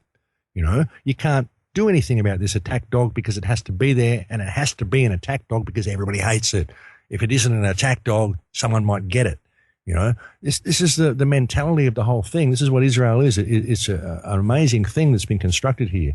But ultimately, the problem is our governments, and the only thing that's going to deal with that is us. We've got to realize who we are and realize that these guys are just people, just like us. They're not anything special.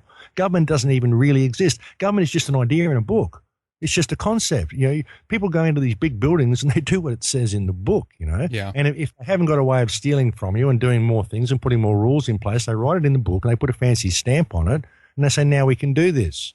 It's just an idea, you know. And then people say that that's fake to a certain extent, but it has real life effects on us. You know, I mean, I'm not a believer in politics, and I've been very hesitant to talk about political action or anything of that level. But I'm at a stage now when I realize that in every walk of life, there needs to be good people that, in an effect, infiltrate into any system that they can, in whatever area that they can have any kind of influence, be that politics, be that the business world, or you know, the cultural, the arts, whatever area you can, to begin to spread sanity in this insane world and prevent and stop and halt bad people from doing anything. I necessarily don't think that the political system is going to be the ultimate way that we're going to, you know, lead and structure things per se in the future.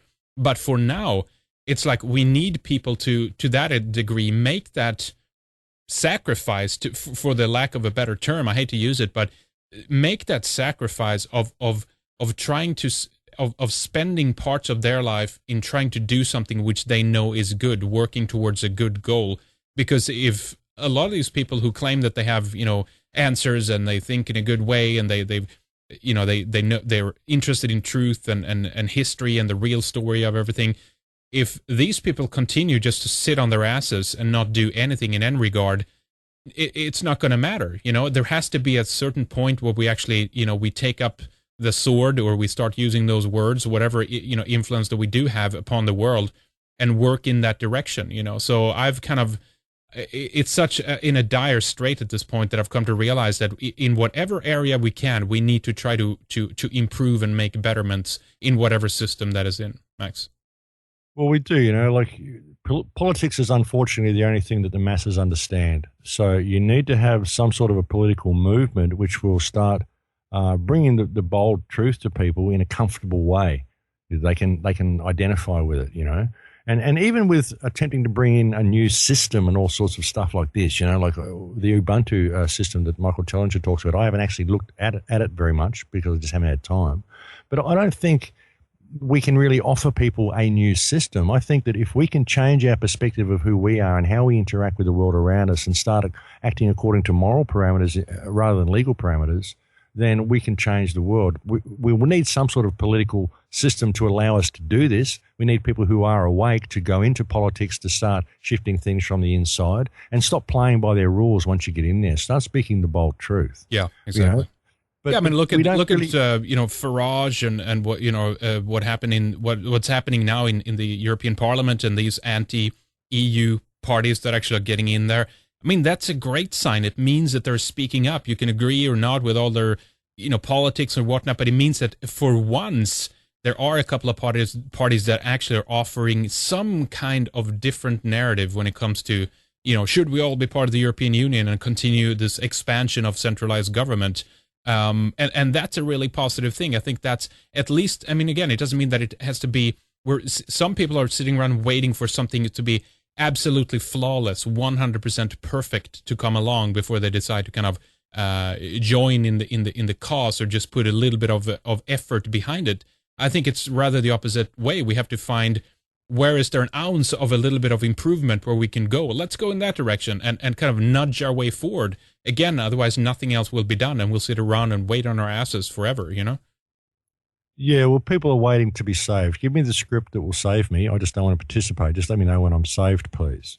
Yeah. And that's the kind of attitude. But we don't really need to structure any type of new system. We need to rediscover ourselves, because once we start operating according to moral parameters, then the new system will construct itself around us. It'll be an organic thing. This system that we have could work to a point where we rediscover ourselves enough that we don't need a system, but we have to change the way we apply ourselves to it.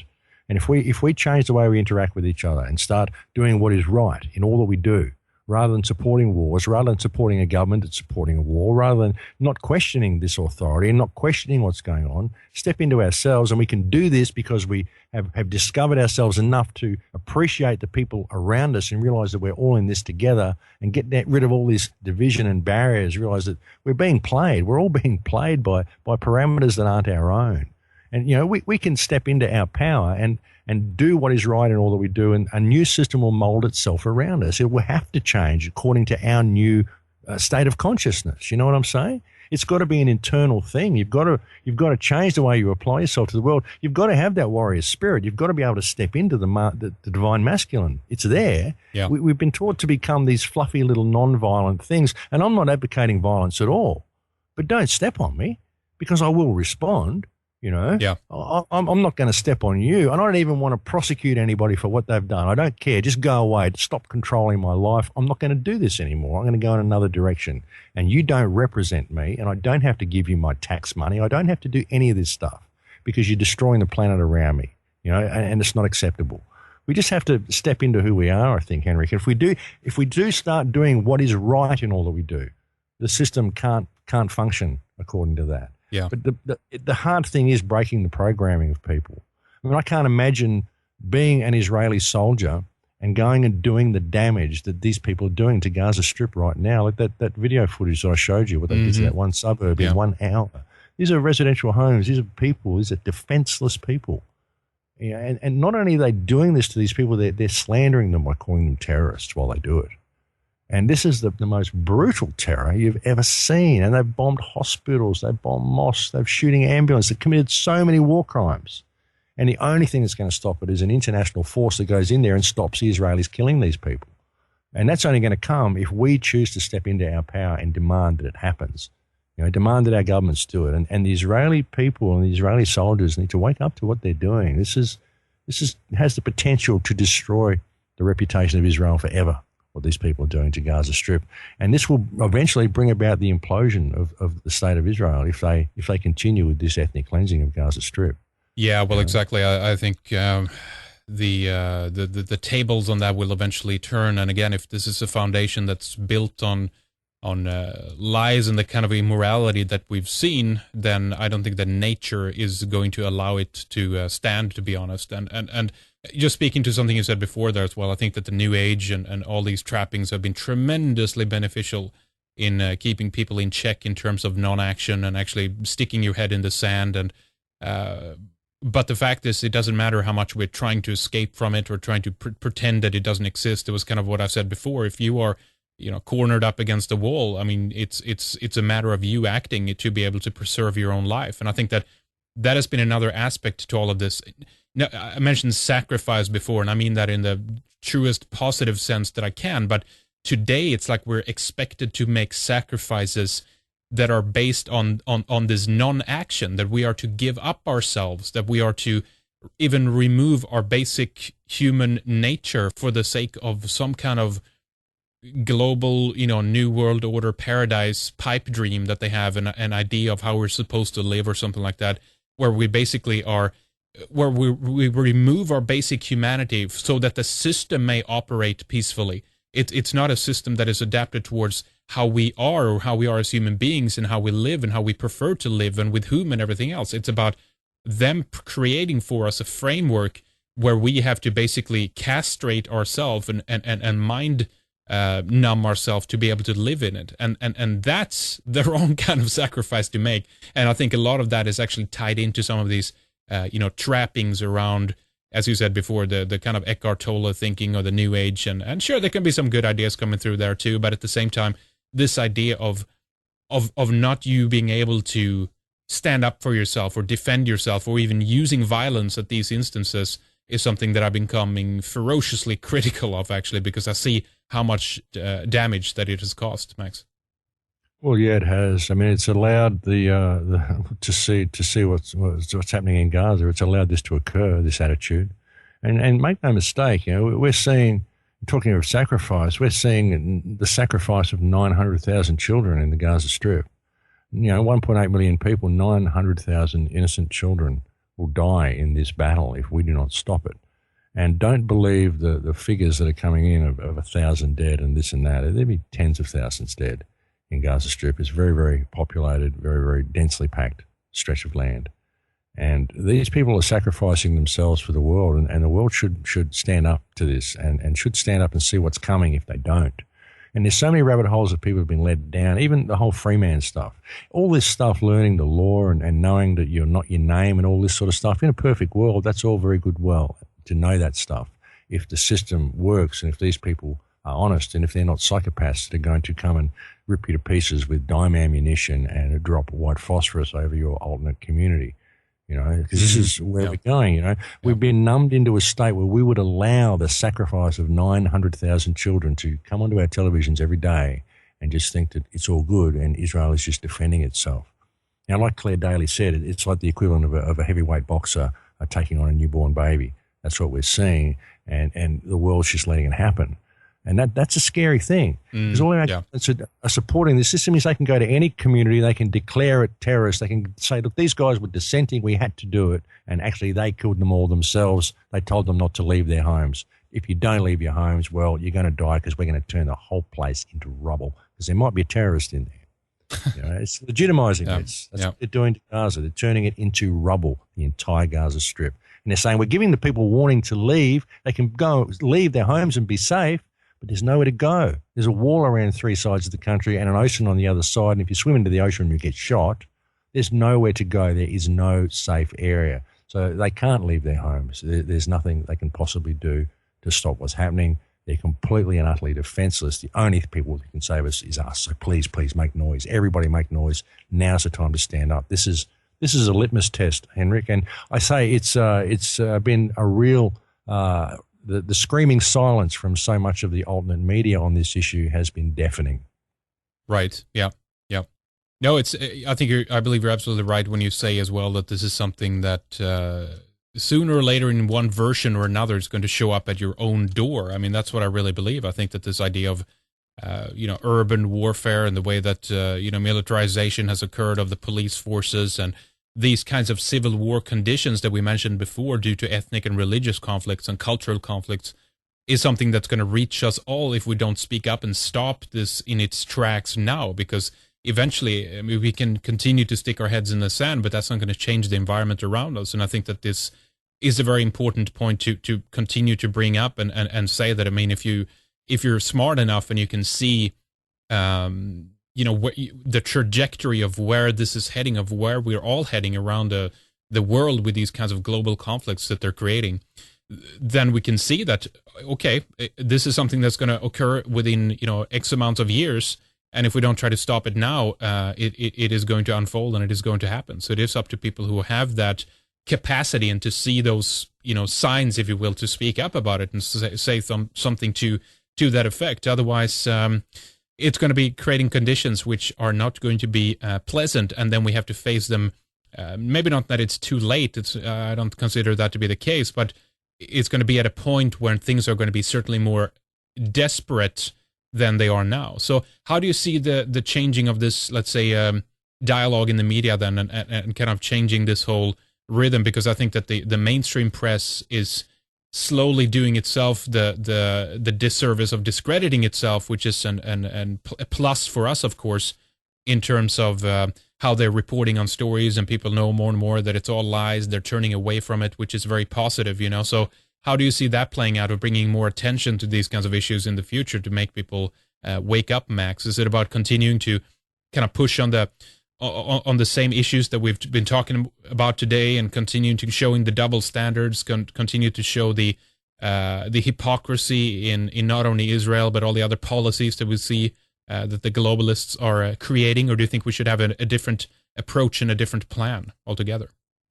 Well, look, I think we can do all of the above, and we should continue to do all of the above, but we've really got to stand tall and start questioning these people openly, and start standing up for what's right. And when we approach this issue, we've got to stop dealing in as much as countries. Like I said, we've got to realize that it isn't really essentially the state of Israel that's doing this. It's this Zionist control grid that's doing this, and this is sort of run out of Europe anyway. I mean, Israel is just the attack dog.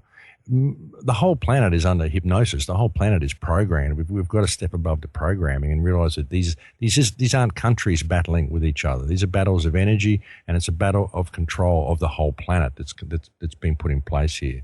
So we've got to realize that none of our governments are doing the right thing. None of our governments have our interests at heart.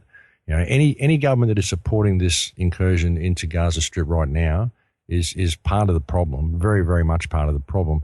The only thing that's going to deal with that is us. We have to deal with our governments. These are all rogue governments. Unfortunately, they are, because they're not dealing with this issue. You've got to wonder why. Why is everyone letting Israel do what it does? Or when I say Israel, essentially it's the Benjamin Netanyahu government doing what it does.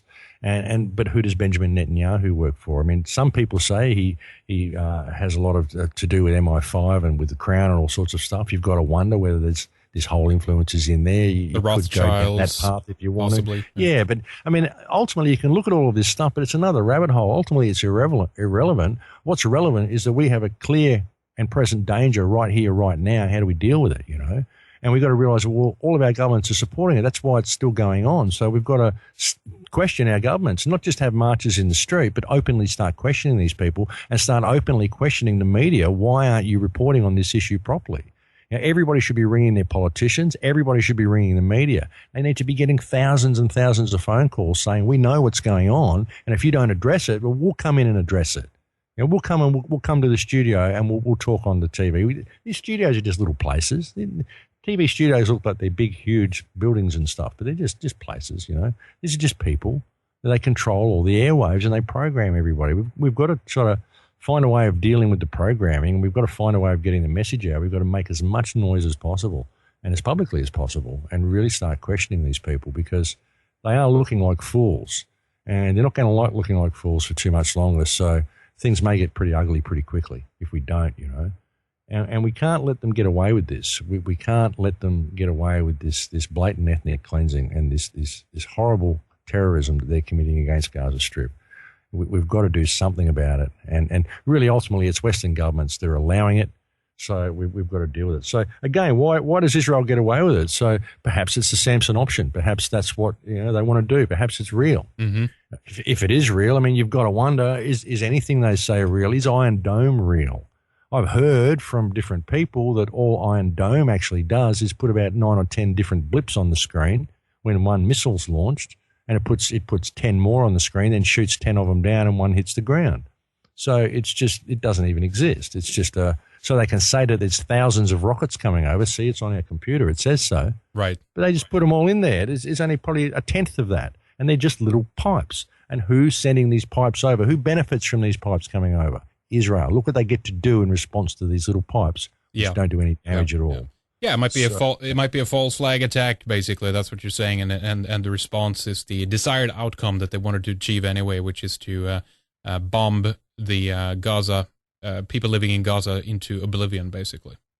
Yeah, it is. It is. And the only people who can stop it is us. Because like I said, they've destabilised the entire region. There's no really any way to get in there. You need an international force to go in there, which would have to come across the Mediterranean Sea, come from Turkey or Italy or anywhere, somewhere, But you'd never get there by land. But it needs to stop. It needs to stop right now. And the only people who are going to stop it is us. I've been really pushing this because I've got friends on the ground there. Beautiful, beautiful people that are still alive who cannot believe what's happening. Why isn't anyone standing up for us? These people, they took out Al-Shifa Hospital yesterday. Like, this is the biggest hospital in Gaza. They're shelling hospitals, they're shelling ambulances. They're completely ethnically cleansing the entire Gaza Strip, and they're getting away with it. And it's making the whole world look like a bunch of fools, really. We've got to do something, folks. This is the litmus test, because if they can get away with this, well, that's about it. The world doesn't care what we do. If we can do this, we can do anything. And that's the problem, If we don't address it, I keep saying it to people, the way of Palestine will be the way of the world. And we need to pay attention. This is the moment that we have to step up to the plate. I think, as I said before, I think it's the biggest event since 9/11.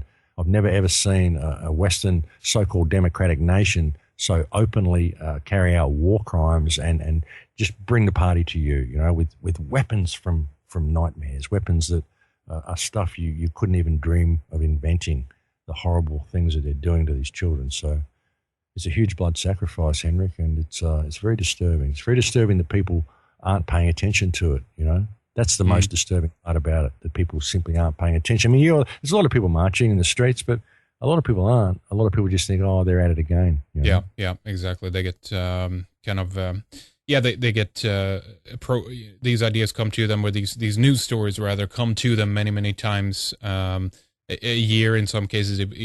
Some of these more extreme kind of waves come every other year or something like that, But it's one more point here before we wrap up. What do you think it would take for the surrounding? Because you mentioned Arab Spring, at this being kind of like a ruse to kind of get them disorganized to a certain extent, trying to detopple their own government, etc.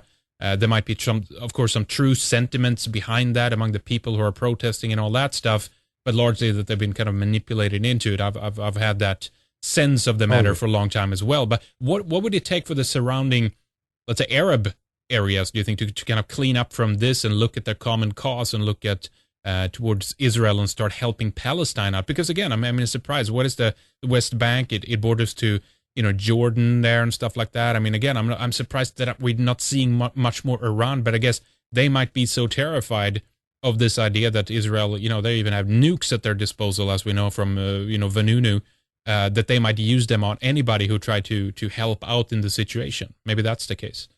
Well, yeah, I mean, if Iran steps 1 foot in to help Palestine, you've got your World War III straight up, and they'd love that. Israel's been trying to kickstart that for a long time. And the neighbouring countries, Jordan and stuff, you can't get there. I mean, you can get there by land. You'd never be able to fly there. Israel's a major, major military power.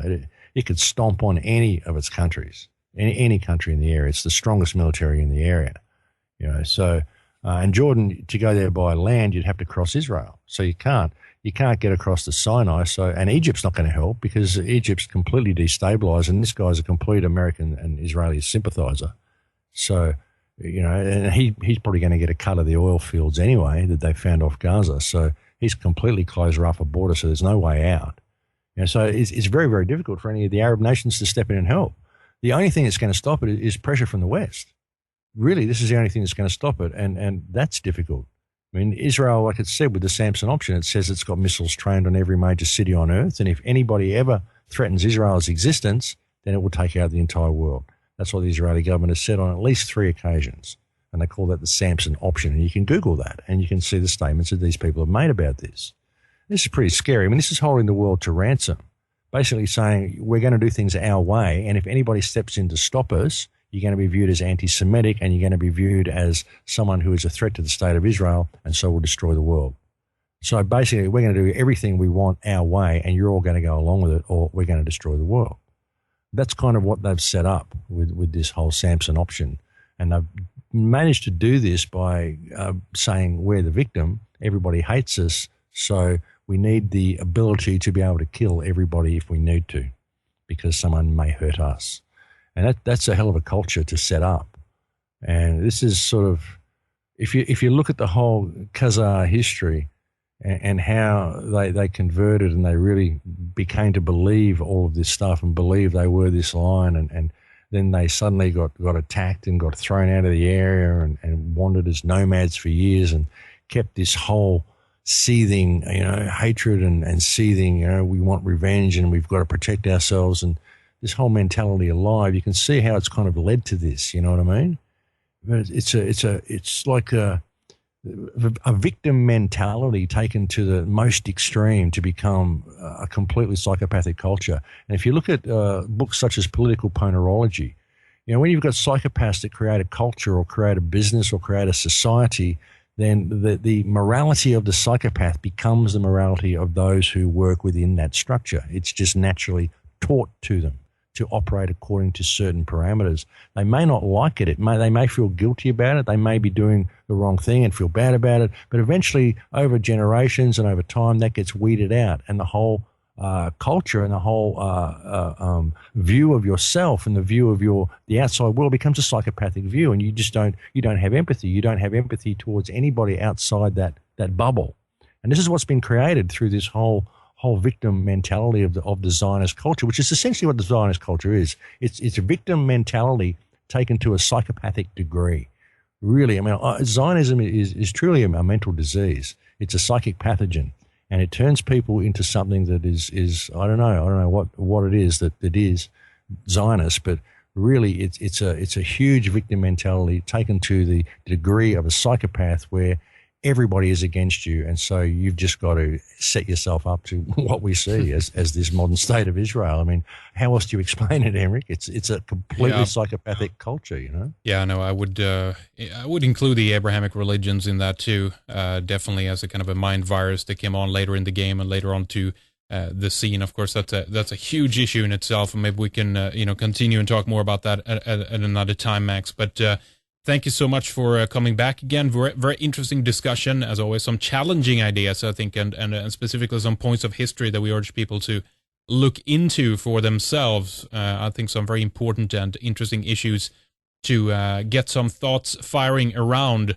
as it's about time to question all aspects of history and not just kind of buy the version we've been sold in certain aspects and then challenging it in others. I think it's about having a broad base of questions fired away at all of it. So do look into it, folks. All right, thank you so much, Max, for coming back on again. Give us your websites again, and if there's anything else you'd like to leave us with. My website is thecrowhouse.com. That's thecrowhouse.com, and the Gaza website is gazashield.com. It'd be great if you could go and sign up to that. Something I just love what you said there is the Abrahamic religion. Something that I love that John Lash said was that that was the moment that man got dispossessed, was when Abraham was promised the land of Israel. And essentially at that moment, man was dispossessed from the earth, and that line went out dispossessing everybody else. And that's what we see here. Thanks for having me on, Henrik. It was great to talk to you again, brother.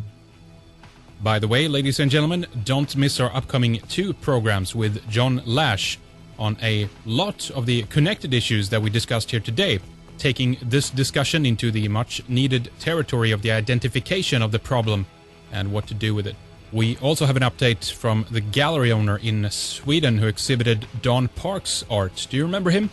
Henrik Rundqvist, whose gallery got raided by police on opening day of the showing. He's now awaiting to be prosecuted for hate speech. Sweden, oh Sweden, the land where everyone is accepted and equal. Unless you're Swedish and critical of cultural Marxism, pathological multiculturalism, and believe in free speech. Just hate yourself and bow down. You'll be fine. That's right. We also have Janice Barcelo and Mark Passio coming on after this. Then we have Jack Donovan on Radio 314. We are working on some other really good shows as well, so stay tuned and keep arming yourself with truth and a level-headed approach with both feet firmly placed in the beauty and wisdom of nature and the natural order. We'll talk to you soon. Thank you for listening.